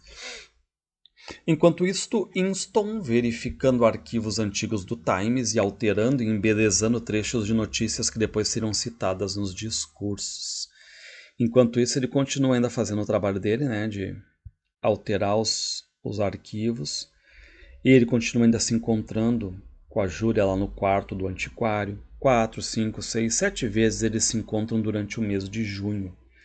E reparem aqui, né, a Júlia, ela é mais nova e na cabeça dela ela sempre acha que a Oceania teve em guerra com a Eurásia, sempre. Mas lembra que 4 anos atrás estava em guerra com a Lestásia. 4 anos antes a Oceania estava em guerra com a Lestásia e em paz com a Eurásia. Só que para a Júlia, na cabeça dela sempre foi guerra contra a Eurásia. E aí o Winston diz, não, eu vou te falar aqui uns detalhes que tu não sabe, né? Ele contou a história de Jones, Aronson e Rutherford. Você se dá conta de que o passado a partir de ontem foi abolido e não existe mais para o partido? Todos os registros foram destruídos ou falsificados, todos os livros foram reescritos. E o processo continua dia a dia, minuto a minuto, e a história se interrompeu, Júlia. Ou seja, o partido que muda tudo, muda toda a história. E ironia, né? Quem é que faz isso aí? O próprio Winston, né? Amando do partido. O que ele diz? A única prova está dentro da minha cabeça, da minha memória, dos meus pensamentos. Mas se a gente for ver, né? É até isso, existe uma polícia das ideias. Bom, só que a Júlia ela não tá nem aí, né? Ela tá pouco se lixando assim pro partido, né? Ela não quer saber desses detalhes, tanto que o Winston vai dizer, né? Tu é rebelde só da cintura para baixo. Ou seja, a rebeldia dela é mais uma rebeldia sexual aqui, a isso que está se referindo o Winston, né? Bom, o que acontece? A Júlia tem uma cena também, né? Que ela vai pegar, ela vai botar um bilhete na mão do Winston. Só que atrás estava o O'Brien. E aí, enfim, né? O Winston fica naquela, será que ele viu, será que ele não viu? E o que faz o O'Brien? O O'Brien chega ali e diz assim, o Winston, né, tu publicou e tal, negócio no Times, né? Mas, reparem, o que eu realmente pretendia lhe dizer, Winston, diz o O'Brien, né, é que eu notei que no seu artigo você faz uso de duas palavras que se tornaram obsoletas. São palavras da velha fala. Já viu a 10ª edição do Dicionário de Nova Fala? E aí o Winston diz, não vi, né? Enfim, então tá, vamos fazer o seguinte, o Winston, né? Vai lá no meu apartamento, diz o O'Brien. E aí o Winston fica feliz, porque ele acha que o O'Brien puxou assunto com ele e tudo mais, né? E o O'Brien também é um rebelde. Ele acha isso, vocês vão ver que o O'Brien não é um rebelde. Mas o que pensa o Winston, né? Pô, tá acontecendo uma conspiração aqui e eu achei a pessoa certa, que é o O'Brien mesmo, né? Mas a gente vai ver que depois o O'Brien é um grande sacana ali, né? Bom, de novo o Winston vai dormir com a Júlia, tá? E aí ele acorda e diz, Júlia, olha só, sonhei com a minha mãe, eu tinha uns 12 anos, talvez, né? Ó, sabes, perguntou, que até este momento eu acreditava ter assassinado a minha mãe. E a Júlia disse, mas por que assassinaste? Indagou Júlia quase a dormir. Não assassinei, não fisicamente, mas de forma emocional, de certo modo, né? E aí o Winston lembra, né, que quando ele era pequeno, a mãe tinha uma barrinha de chocolate e a mãe pegou e deu tipo 3/4 do chocolate pro Winston e só uma parte pra filha, né, que era pequenininha, fraquinha e tudo mais. Só que o Winston foi lá e roubou o chocolate da irmã e saiu correndo. E ele come tudo. Só que quando ele volta, ele não viu mais nem a irmã, nem a mãe. Sumiram, ó, não faltava nada no quarto, só a mãe e a irmã. E aí ele já fica pensando, né? Pô, de certo a minha mãe foi para algum campo de trabalho forçado, né? Porque se a gente for ver a mãe, ela não conseguiu eliminar a emoção, era a mãe que protegia os filhos. Ele pensa que a irmã talvez tenha ido, né, para uma colônia, essas colônias deles lá de crianças sem lar. E também pode até ter uma interpretação assim, que a gente não sabe, né? A ideia de que o roubo do chocolate, depois o sumiço das duas, pode se relacionar a essa ideia também que ele tenha denunciado a mãe. A gente não sabe isso, né? Uma possível interpretação e tudo mais, né? Talvez por isso ele pense não fisicamente. Será que foi ele que entregou a mãe, né? Então são coisas que a gente não tem respostas aqui, né? E agora tem esse elogio aos proletas. Reparem, os proletas eram leais uns aos outros. Os proletas haviam permanecido humanos. Humanos. Já eles não, né? Os membros do partido não. Por quê, né? Porque aquela ideia dos proletas ali mantendo ainda aquelas relações tradicionais e tudo mais. E por isso que o Winston acha que os proletas são humanos. Só que ele e Júlia, de jeito nenhum, né? Bom, outra cena importante. Reparem o que o Winston diz. Se eu confesso, eles fuzilam você. Se me recuso a confessar, fuzilam você do mesmo jeito. O importante é só uma coisa, que a gente não traia um ao outro. Essa é a questão, que a gente não traia um ao outro. E a gente vai ver que vai chegar uma hora que vai ser impossível um não trair o outro, que é no final do livro que a gente vai ver, né? Bom, aí então o Winston e a Júlia eles vão visitar o O'Brien. Lembrando, né, eles vão visitar o O'Brien naquela esperança de que o O'Brien seja também um revolucionário contra o Grande Irmão. Mas detalhe, o O'Brien tem um cargo importante. Então eles pensam, né, pô, se a revolução, essa conspiração começa com o O'Brien, tamo grandão, porque o O'Brien é um membro do partido grandão, né? E quando eles chegam lá, o O'Brien desliga a teletela. Desligou ali a câmera, né? E aí o que o Winston diz, ó? Acreditamos que exista algum tipo de conspiração, sim, algum tipo de organização secreta trabalhando contra o partido e que o senhor está envolvido nela. Nós somos inimigos do partido, descremos dos princípios da Socing, né? Somos criminosos do pensamento. Então, o Winston está se revelando para o O'Brien. Ele está dizendo, somos inimigos do partido, tá? E aí o O'Brien pergunta para o Winston, né? Tá, mas vem cá, tu está preparado para cometer assassinatos, Winston? Sim. Está preparado para trair seu país em benefício de potências estrangeiras? Sim. Estão dispostos vocês dois a se separar e nunca mais se verem? E aí a Júlia entra na corrida e diz não. E aí o O'Brien vê, né, que ali há um forte amor entre eles, né? Essa é a verdade. E aí o O'Brien diz, bom, então tá, bem-vindos então ao grupo dos revolucionários. O O'Brien tá mentindo, tá? Repare que ele vai dizer, vocês vão receber ordens e as obedecerão sem saber por quê, tá? E aí o O'Brien diz, né, que ainda vai enviar o livro, aquele, né, o livro, que alguns dizem que só chamava livro, que era o livro do Goldstein, né? Quando vocês tiverem lido o livro, serão membros plenos da confraria, aquela que é contra o Big Brother, contra o Grande Irmão. Se acharmos necessário nos comunicar com vocês, isso será feito através do Martim, que é tipo o empregado dele ali, que está servindo e tudo mais. Quando finalmente vocês forem apanhados, vocês confessarão. Isso é inevitável. Porém, terão muito pouco o que confessar, além de suas próprias ações. Não poderão trair mais que um punhado de pessoas sem importância. E o O'Brien ainda diz, ó, os membros da confraria não têm como identificar uns aos outros. E um membro jamais conhece mais que um reduzíssimo número de outros membros. Quando por fim forem apanhados, não receberão ajuda alguma. Bom, aí a Júlia acaba saindo, né? E o Winston, né, acaba dizendo ali pro O'Brien que, ó, olha, eu estou, de certo modo, né, me encontrando com a Júlia num quarto alugado lá daquele antiquário, o Sr. Sherrington, né? E o que o O'Brien diz? É importante trocar frequentemente de esconderijo. Também lhe mandarei um exemplar do livro. Muito bem.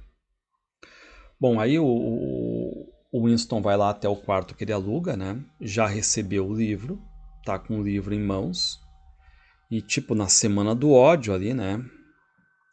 Bom, fora anunciado que a Oceania na realidade não estava em guerra com a Eurásia. A Oceania estava em guerra com a Lestásia. A Eurásia era uma aliada. Relatórios e publicações de todo tipo, jornais, livros, panfletos, filmes, trilhas sonoras, fotografias, tudo tinha que ser corrigido à velocidade da luz. Repare, né, qual é o trabalho do Winston agora. Antes, olhem bem, uns 4 anos atrás, a Oceania estava em guerra com a Lestásia. Depois mudou e ficou em guerra com a Eurásia. Sempre em guerra com alguma das duas. E agora voltou até em guerra com a Lestásia. Só que tu faz a todo momento, tem que mudar os arquivos do passado, e na cabeça dos novos tu só teve o quê? Uma guerra constante, sempre perpétua, com uma só nação, nunca com as duas ali, né? E qual é o trabalho do Winston? A gente sabe, né? Mudar a história, a ideia de que a Oceania nunca teve em guerra com a Eurásia, tá? Bom, agora um momento importante também, porque o Winston ele vai ler o livro que ele recebeu. Reparem, o nome do livro é Teoria e Prática do Coletivismo Oligárquico, de Emanuel Goldstein. Capítulo 1. Ignorância é força. E aí o Winston está sozinho ali no quarto. Então ele está lendo sozinho. E aí ele vai lendo, já vai para o terceiro capítulo. Ó. Capítulo 3, Guerra e Paz. Reparem o que diz o livro, né? A divisão do mundo em 3 grandes superestados, e a gente sabe, né? Oceania, Eurásia e Lestásia, com a absorção da Europa pela Rússia e do Império Britânico pelos Estados Unidos, formaram-se duas das 3 potências hoje existentes, a Eurásia e a Oceania. A terceira delas, a Lestásia, só emergiu como unidade distinta depois de mais de uma década de confusos conflitos armados. E reparem que agora a gente entra aqui numa grande metalinguagem, né? Novamente, um livro dentro de um livro, né? Lembra que a gente tem o diário do Winston, escrito numa linguagem muito simples, coloquial e tudo mais, né? Revolucionária contra o Big Brother, e agora um livro mais técnico contra o Big Brother também, contra o Grande Irmão, certo? Que é chamado de O Livro, né? O livro do Emanuel, atribuído ao Emanuel Goldstein. A Eurásia, agora é técnico, tá, pessoal? Ó. A Eurásia compreende a totalidade da parte norte dos continentes europeu e asiático, de Portugal ao Estreito de Bering. A Oceania inclui as Américas, as Ilhas Atlânticas, inclusive as Britânicas, a Australásia e a parte sul da África. Já a Lestásia é menor que as outras e com uma fronteira ocidental menos definida inclui a China e os países ao sul da China, as ilhas do Japão e uma parcela grande, mas flutuante, da Manchúria, da Mongólia e do Tibete. Bom, então aqui, para quem quer saber, né, que parte do país pertence a quem, né, a Lestásia, a Eurásia ou a Oceania. Em combinações várias, esses três superestados estão permanentemente em guerra. Nenhum dos três superestados poderia ser definitivamente conquistado. Então é uma guerra sem ter o resultado, né? Porque nenhum dos três superestados poderia ser definitivamente conquistado, por quê? Nem mesmo com a aliança dos outros dois. Existe um equilíbrio muito marcado entre eles e suas defesas naturais são gigantescas. Reparem, a Eurásia é protegida por seus vastos espaços territoriais, a Oceania pela extensão do Atlântico e do Pacífico, e a Lestásia pela fecundidade e industriosidade de seus habitantes. Tá, e aí a pergunta que fica é: cada estado tem ali todas as matérias-primas que precisam, né? Ok, só que eles estão brigando pelo quê? É pelo domínio dessas regiões densamente povoadas, bem como da calota do gelo do Polo Norte, que as três superpotências lutam sem cessar. Esses territórios contêm uma reserva infinita de mão de obra barata. Mão de obra barata. E por isso que as três potências brigam, pela infinita reserva de mão de obra barata. Ou seja, os trabalhadores, aqueles que são reduzidos ali a escravos, né? Essa é a verdade, tá? Então, reparem, a única coisa necessária é que exista um estado de guerra. Por isso, a todo momento, as teletelas, enfim, estão sempre anunciando guerras, vitórias de guerra, né? Filmes de guerra. Hoje em dia, na Oceania, a ciência, no sentido antigo, praticamente deixou de existir. Não há palavra em nova fala para ciência. Por quê? Porque a ciência e a tecnologia não se desenvolveram. Porque está tendo sempre um empobrecimento ali por causa das guerras, né? E os dois objetivos do partido são, primeiro, conquistar toda a superfície da Terra, segundo, extinguir de uma vez por todas a possibilidade de pensamento independente. Ou seja, tem que pensar como partido, como se fosse uma máquina, um robô programado. Tu não tem mais livre-arbítrio. E qual é o problema? Como é que eu vou descobrir o que um ser humano está pensando? Já pararam para pensar como é que tu vai chegar a ter um pensamento independente?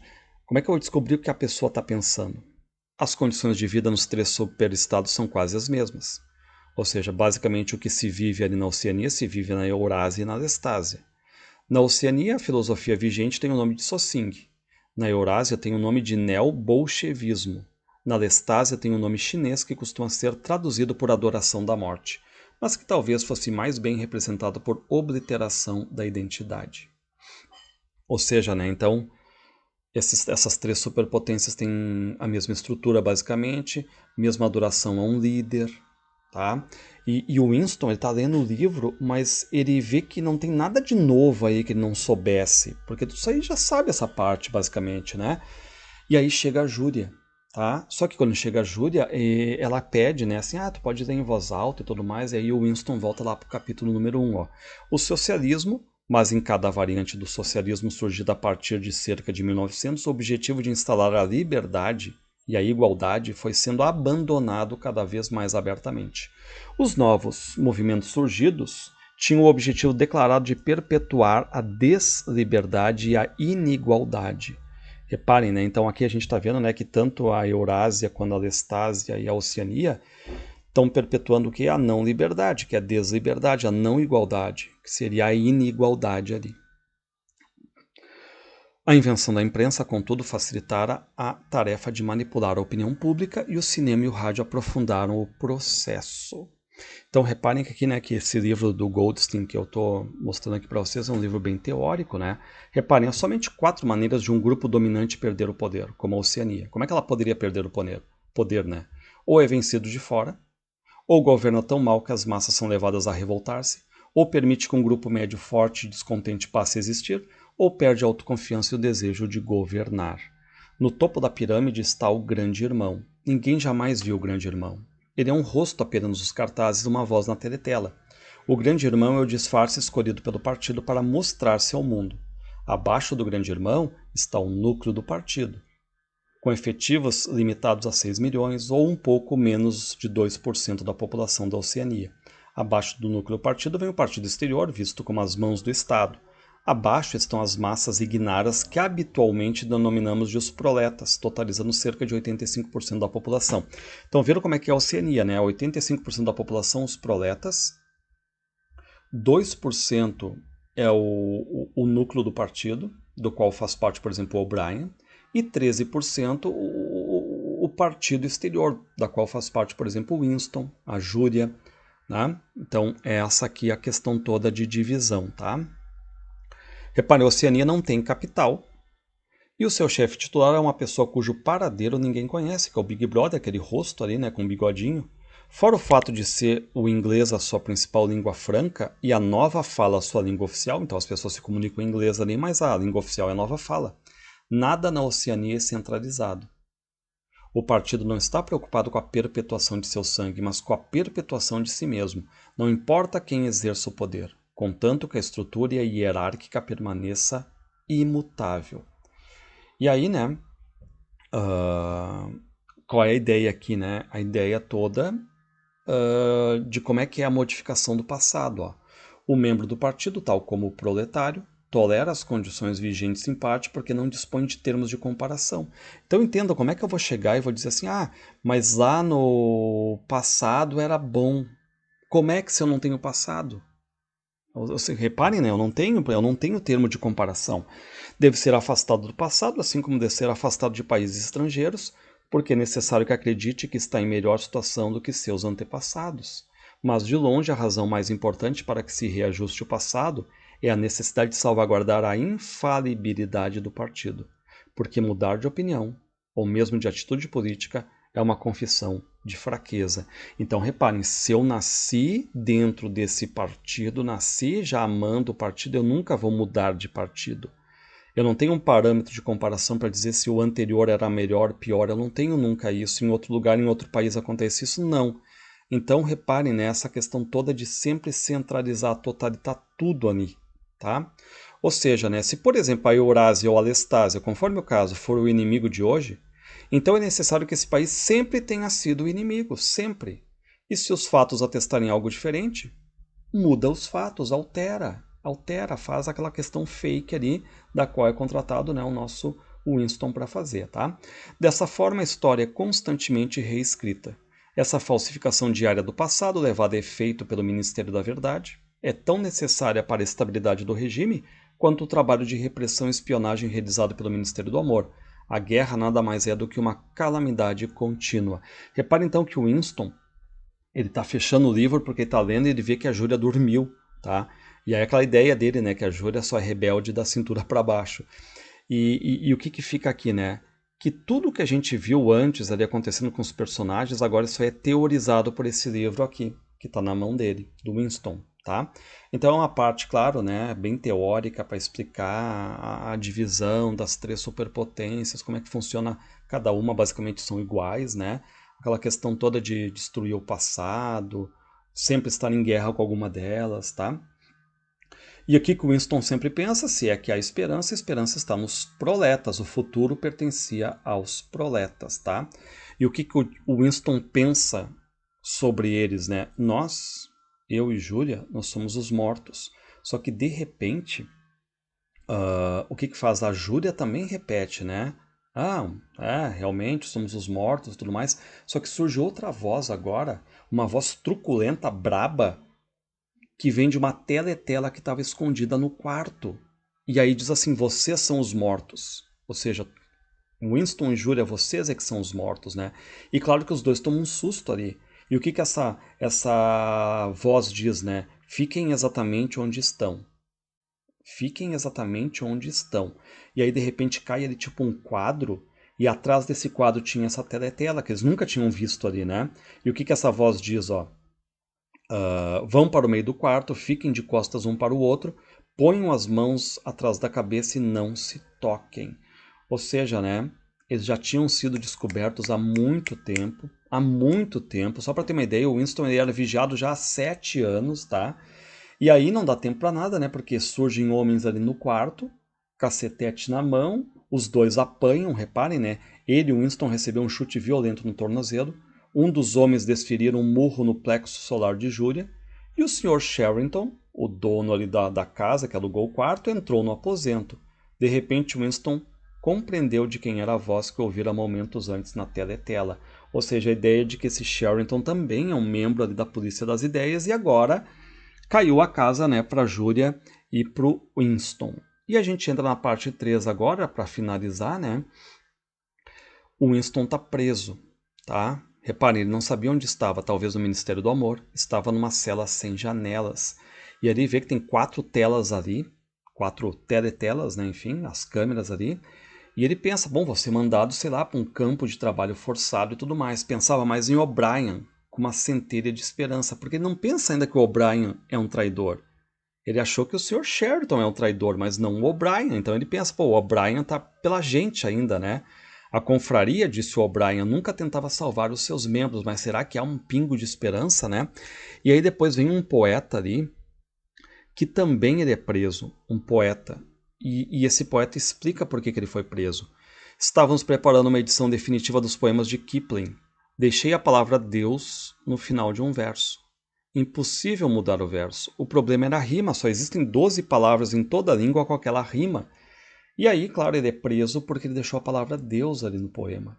E aí ele vai para a cela chamada cela 101, e que depois a gente vai saber por que, né, essa questão toda que ninguém quer ir para a cela 101. O que tem nessa cela 101 aí? E aí, mais um detalhe legal, né? Quem é que entra ali também? Lembrem do Parsons, aquele, né, que estava todo se vangloriando, minha filha, mais outras 2 meninas denunciaram um cara, né, para a polícia lá e tudo mais, foi preso, um traidor. Ele estava dentro daquele regozijo, daquele prazer de que a filha dele era uma pessoa, né, e tudo mais, atenta ali ao grande irmão. Só que acontece, o Parsons ele foi preso por pensamento crime também. Reparem, né? E aí comecei a falar dormindo, ou seja, o Parsons estava dormindo e começou a falar. Você sabe o que eles me ouviram dizer? Abaixo o grande irmão. Então o Parsons também é uma pessoa, né, que era meio contra assim, o sistema ali e tudo mais. E adivinhe quem denunciou o Parsons? A própria filha. Foi a minha filhinha, diz ele. Não guardo nenhum ressentimento por ela ter feito isso. Reparem que a filha mesmo vai denunciar o próprio pai aqui, porque desde cedo é inculcado na cabeça das crianças, né, amar e adorar o partido, tá? E aí o Parsons também é retirado. E adivinha quem é que entra? A porta se abriu, entrou o O'Brien. E aí, claro que eu já tinha anunciado para vocês, mas quem está lendo o livro agora que descobre que o O'Brien não era amigo do Winston, né? Era um traidor, era o antagonista. E fez, claro, o Winston morder a isca ali, né? E reparem agora que tá, o Winston, né, vai apanhar. Reparem quantas vezes apanhar e por quanto tempo não recordava. Então ele vai para tortura. O Winston não consegue nem ficar de pé, para ter uma ideia. A verdadeira arma deles, do partido, era o interrogatório inclemente, questionamentos que se estendiam por horas a fio. O Winston tornou-se apenas uma boca que revelava, uma mão que assinava tudo o que exigissem que assinasse. Então entendam, né? O Winston vai assinar confissões mentirosas, porque ele não falou muita coisa do que ele está assinando ali, tá? Então ele está confessando coisas que ele não fez, mas o partido está mandando ele fazer.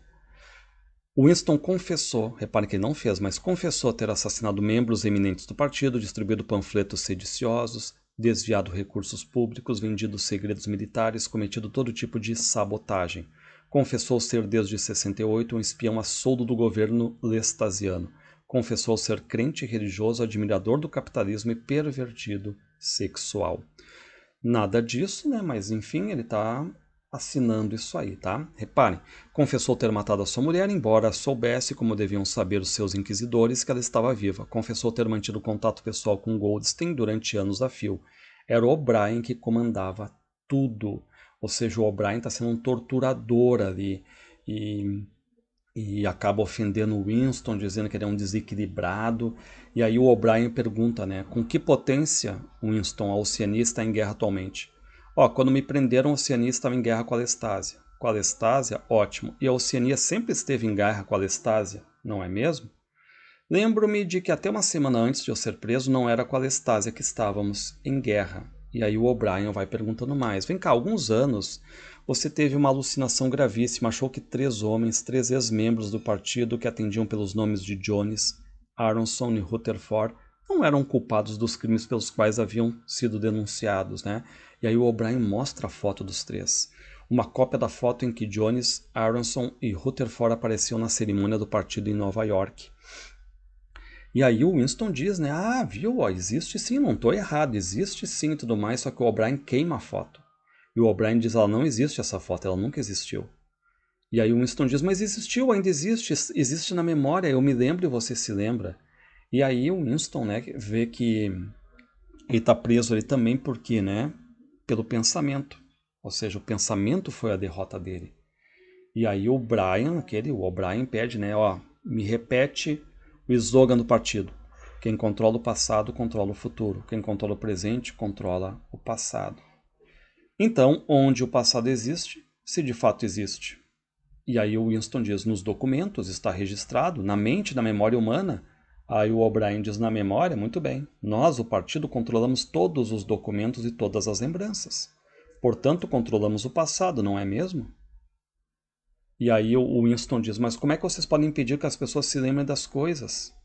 Pelo contrário, disse, foi você que não a controlou, por isso foi trazido para cá. E aí o O'Brien diz, tudo que o partido reconhece como verdade é a verdade. Ou seja, aquela questão totalitária.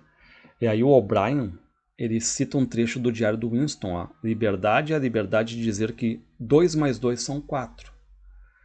Tu escreveu isso, não escreveu, Winston? E se o partido disser que não são 4, mas 5, quantos dedos serão? Aí o Winston diz 4. E aí o O'Brien começa a tortura, dando choque e tudo mais, né? E o Winston se recusando a dizer 5 e continuando a ser torturado ali. Quantos dedos? 4, 5, já não aguenta mais, né? 4, 5, 4, o que você quiser, apenas pare com isso, pare a dor. E aí o Winston fica inconsciente ali, né? Só que o O'Brien, continuando a tortura, continua a perguntar quantos dedos aqui. E aí o Winston diz, não sei, não sei. Você vai me matar se fizer isso de novo. 4, 5, 6 dedos com toda a sinceridade. Eu não sei. E aí eles colocam tipo uma agulha no braço do Winston, né? A dor já estava semi-esquecida, tipo um calmante ali, né? E aí o O'Brien diz, ó, não te trouxe aqui para te matar. Eu trouxe aqui para te curar, certo? Então, fica sabendo, ó, que tu é uma peça defeituosa, Winston. Antes de eliminá-lo, fazemos com que se torne um de nós. Todos passam por uma lavagem completa, uma lavagem cerebral completa, né? E ele vai dizer, ó, aqueles 3 traidores miseráveis em cuja inocência você acreditava, Winston, o Jones, né, o Aronson e o Rutherford, por fim se dobraram. Participei do interrogatório deles.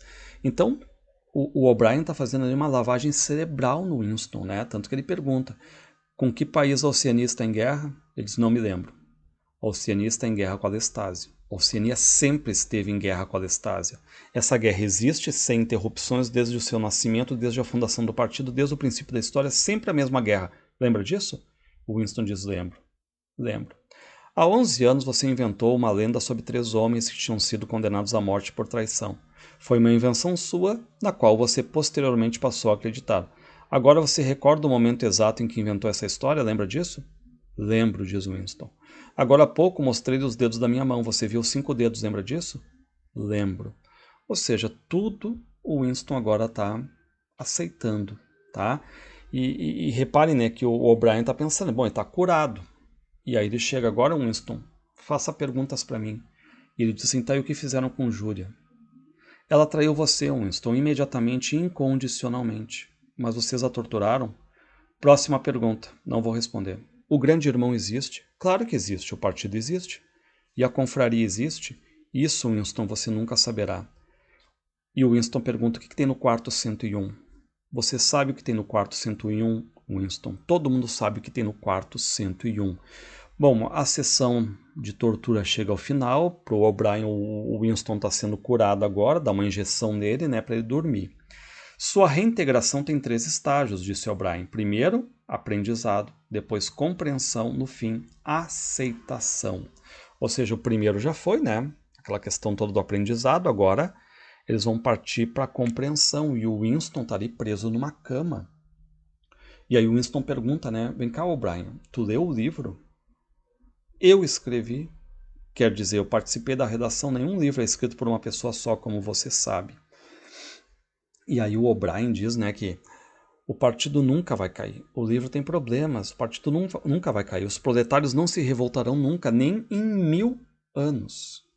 E aí o O'Brien acaba dizendo, ó, sabemos que ninguém toma o poder com o objetivo de abandoná-lo. Poder não é um meio, mas um fim. Não se estabelece uma ditadura para proteger uma revolução. Faz-se a revolução para instalar a ditadura. O objetivo da perseguição é a perseguição. O objetivo da tortura é a tortura. O objetivo do poder é o poder. Só que aí o Winston pergunta, tá, e a Eurásia e a Lestásia, vocês ainda não as conquistaram? Isso não tem importância, diz o O'Brien. As duas serão conquistadas quando acharmos conveniente. E se não a conquistarmos, que diferença faz? Podemos eliminá-las da existência. A Oceania é o nosso mundo. A Oceania é o mundo. Tá? Ou seja, o O'Brien está tentando ali fazer com que o Winston compreenda todo o sistema, né? O instinto sexual também será erradicado. A procriação será uma formalidade anual. Aboliremos o orgasmo. O único amor será o amor ao grande irmão. Não haverá arte, nem literatura, nem ciência, né? E aí o O'Brien diz, se você quer formar uma imagem do futuro, imagine sempre uma bota pisoteando um rosto humano para sempre. Forte, né, pessoal? Se você quer formar uma imagem do futuro, imagina uma bota pisoteando um rosto humano para sempre. A espionagem, as traições, as prisões, as torturas, as execuções, os desaparecimentos nunca cessarão, tá? Só que o Winston é aquele cara que tem um pingo humano, né? Ele acaba dizendo, né? Porque isso aí é impossível. Como é que tu vai criar um mundo que é só medo, medo, medo, né? Porque mesmo se tivesse um mundo criado só em cima de medo, ainda existe o suicídio. E aí o O'Brien diz que nem pensa nisso, que é besteira. Será que você não entende que a morte do indivíduo não é a morte? O partido é imortal? Não importam as pessoas, não importa o partido, tá? Só que o Winston diz ainda, a vida derrotará vocês. Winston, nós controlamos a vida, em todos os níveis. Você acredita em Deus, Winston? Não. Então, que princípio é esse que vai nos derrotar? Não sei, o espírito do homem. E você se considera um homem, Winston? Sim. Se você é um homem, Winston, você é o último deles. Sua espécie está extinta. Bom, aqui cabe um comentário. Ó. Reparem, você é o último deles, Winston. O George Orwell, inicialmente, ele queria botar o título do livro, né, como O Último Homem da Europa. Que, claro, é uma referência para o Winston, aqui uma referência a esse trecho, né? Só que a editora achou que não era comercial e tudo mais, aí trocaram, né? Enfim, alguns dizem que só inverteram as datas, né? Está escrevendo o livro em 47 e 48, fica pronto em 48, publicado em 49, né?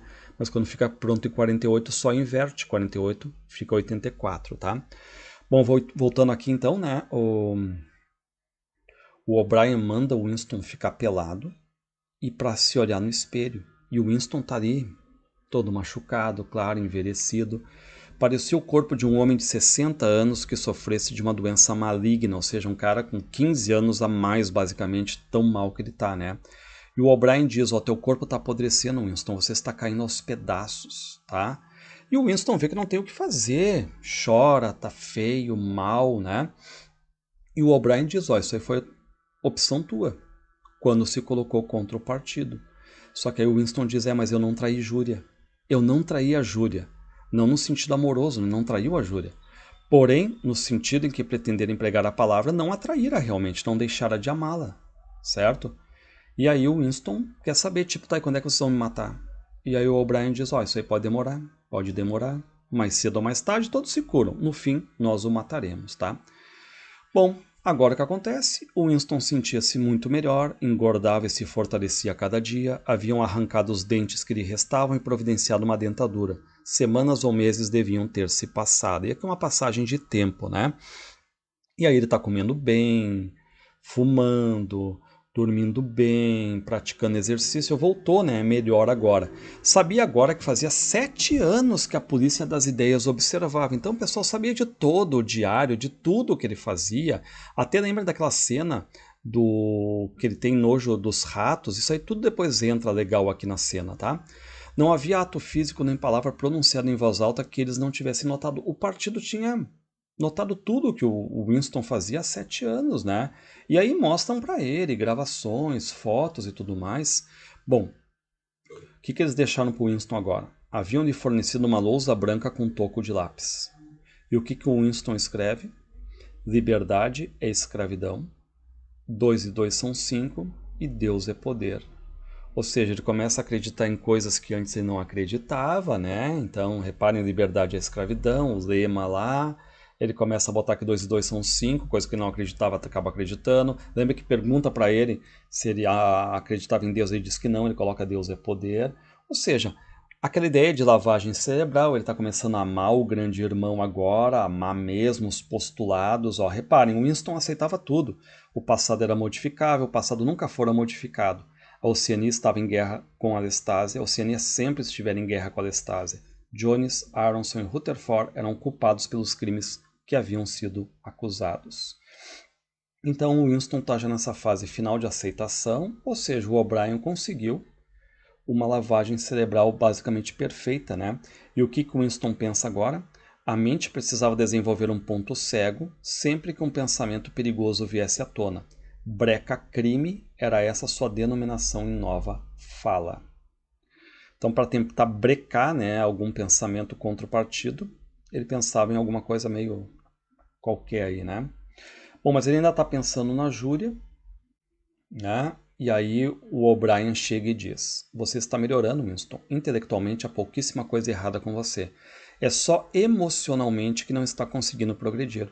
Quais são seus verdadeiros sentimentos em relação ao grande irmão, Winston? E ele diz: eu odeio o grande irmão. Você odeia? Muito bem.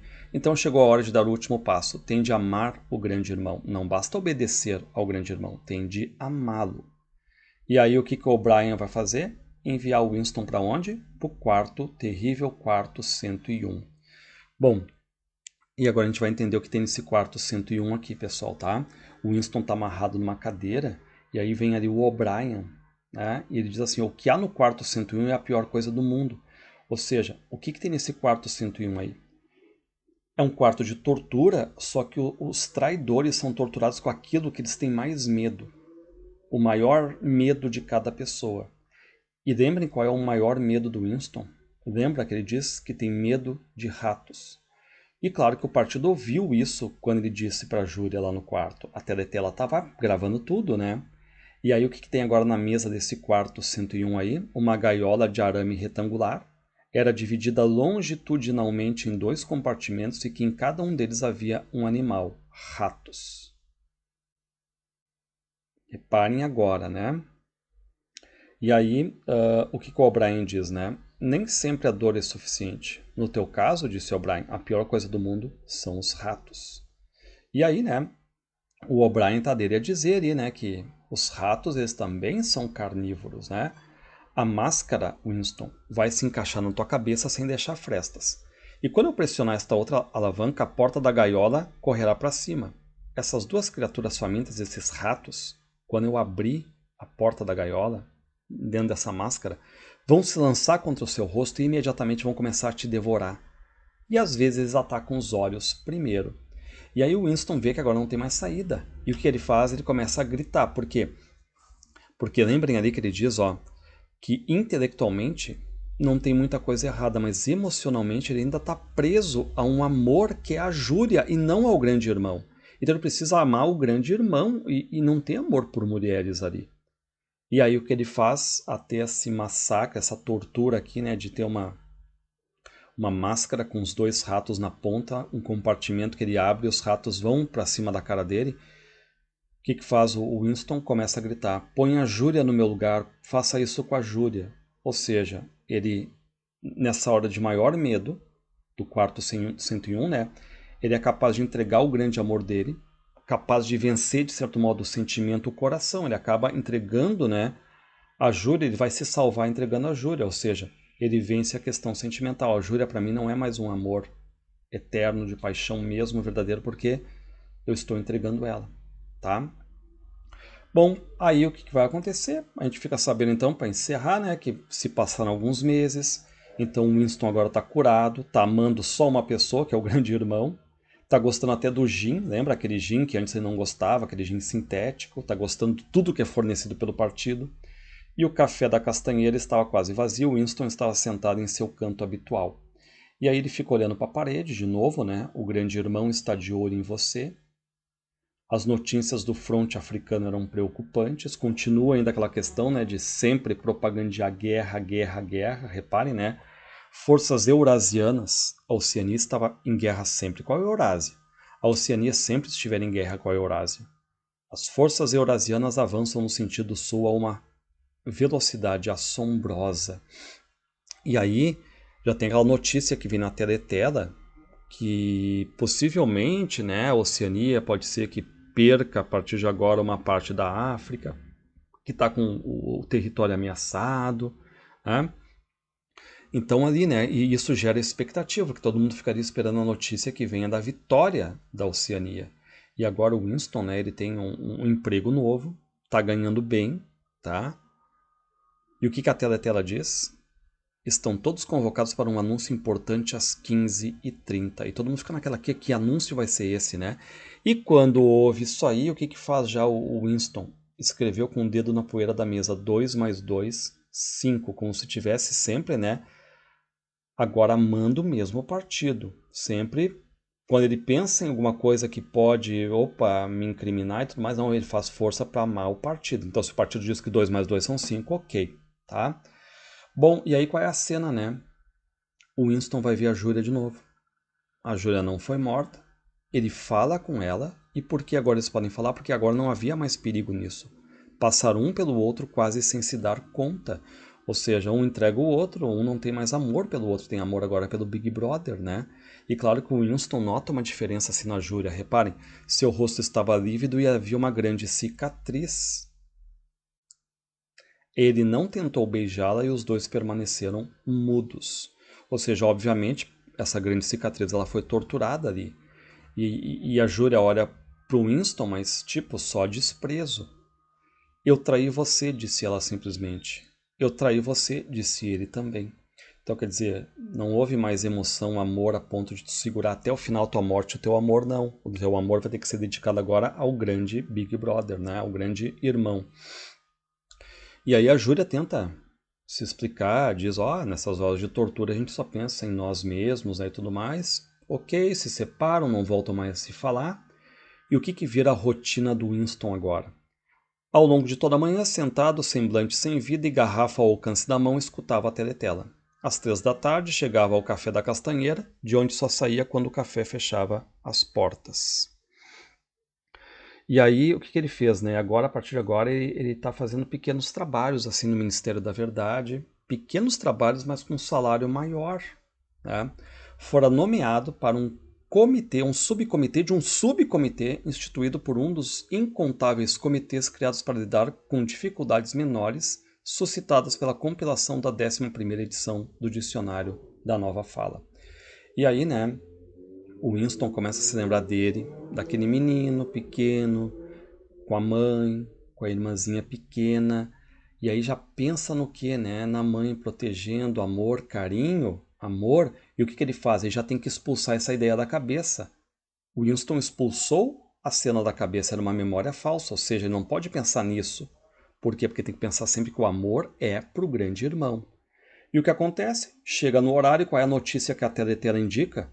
Um toque agudo de clarim perfurar o ar. Era o comunicado. Vitória. Vitória de quem? Vitória da Oceania. Mais uma manobra perfeita da Oceania ali, ó. E o que faz Winston? Tornou a olhar para o retrato do grande irmão. Estava de volta ao Ministério do Amor com todas as coisas perdoadas. E como é que finaliza aqui o livro, pessoal, tá? Finaliza com Winston totalmente acoplado ao partido, ou seja, amando o grande irmão. 40 anos haviam sido necessários para que ele, Winston, descobrisse que tipo de sorriso se escondia debaixo daquele bigode negro. Mas estava tudo bem, estava tudo certo, a batalha chegar ao fim. Ele conquistara a vitória sobre si mesmo. Winston amava o grande irmão. Reparem como é que é o final. Winston amava o grande irmão. Começa com ele lá pelas tantas, né? Rebelde, contrário a isso, e termina ele amando o grande irmão. Ou seja, custou 40 anos da vida dele para entender esse sorriso do Big Brother, mas agora ele ama o Big Brother, ele sofreu, reparem, né, uma lavagem cerebral que deu certo. Então os personagens, lembrando, né, que vivem na Oceania aqui, uma superpotência, recebem emprego, comida, são vigiados aqui pelas câmeras, né, pelas teletelas, né, por microfones, pelas próprias pessoas, pela própria família. Não há liberdade, não há igualdade, não há prazer sexual. Tudo é sempre clima de guerra, constante guerra. Então eu sou bombardeado sempre pelas imagens, né, pelo som que o grande irmão mostra. Eu sou obrigado a amar essa figura, a amar esse partido, tá? Eu não botei aqui, pessoal, tá? Mas no final do livro, o livro 1984, tem um apêndice, tá? Que é tipo um ensaio que vai descrever a nova fala, né? Os princípios da nova fala, alguns detalhes. Então, assim, lembrando, né, que essa questão da nova fala, que é a língua oficial aqui da Oceania, que ela serve para diminuir sempre, né? Ou seja, destruir palavras. E por fim aqui, o que o Orwell disse numa carta, pessoal? Reparem. Meu romance recente, o 1984, não foi concebido como um ataque ao socialismo ou ao Partido Trabalhista Britânico, do qual eu sou um entusiasta, mas como uma amostra das perversões que já foram parcialmente realizadas pelo comunismo e pelo fascismo. O cenário do livro é definido na Grã-Bretanha a fim de enfatizar que as raças que falam inglês não são intrinsecamente melhores do que nenhuma outra e que o totalitarismo, se não for combatido, pode triunfar em qualquer lugar. George Orwell. Gostaram? Se inscrevam no canal, por gentileza.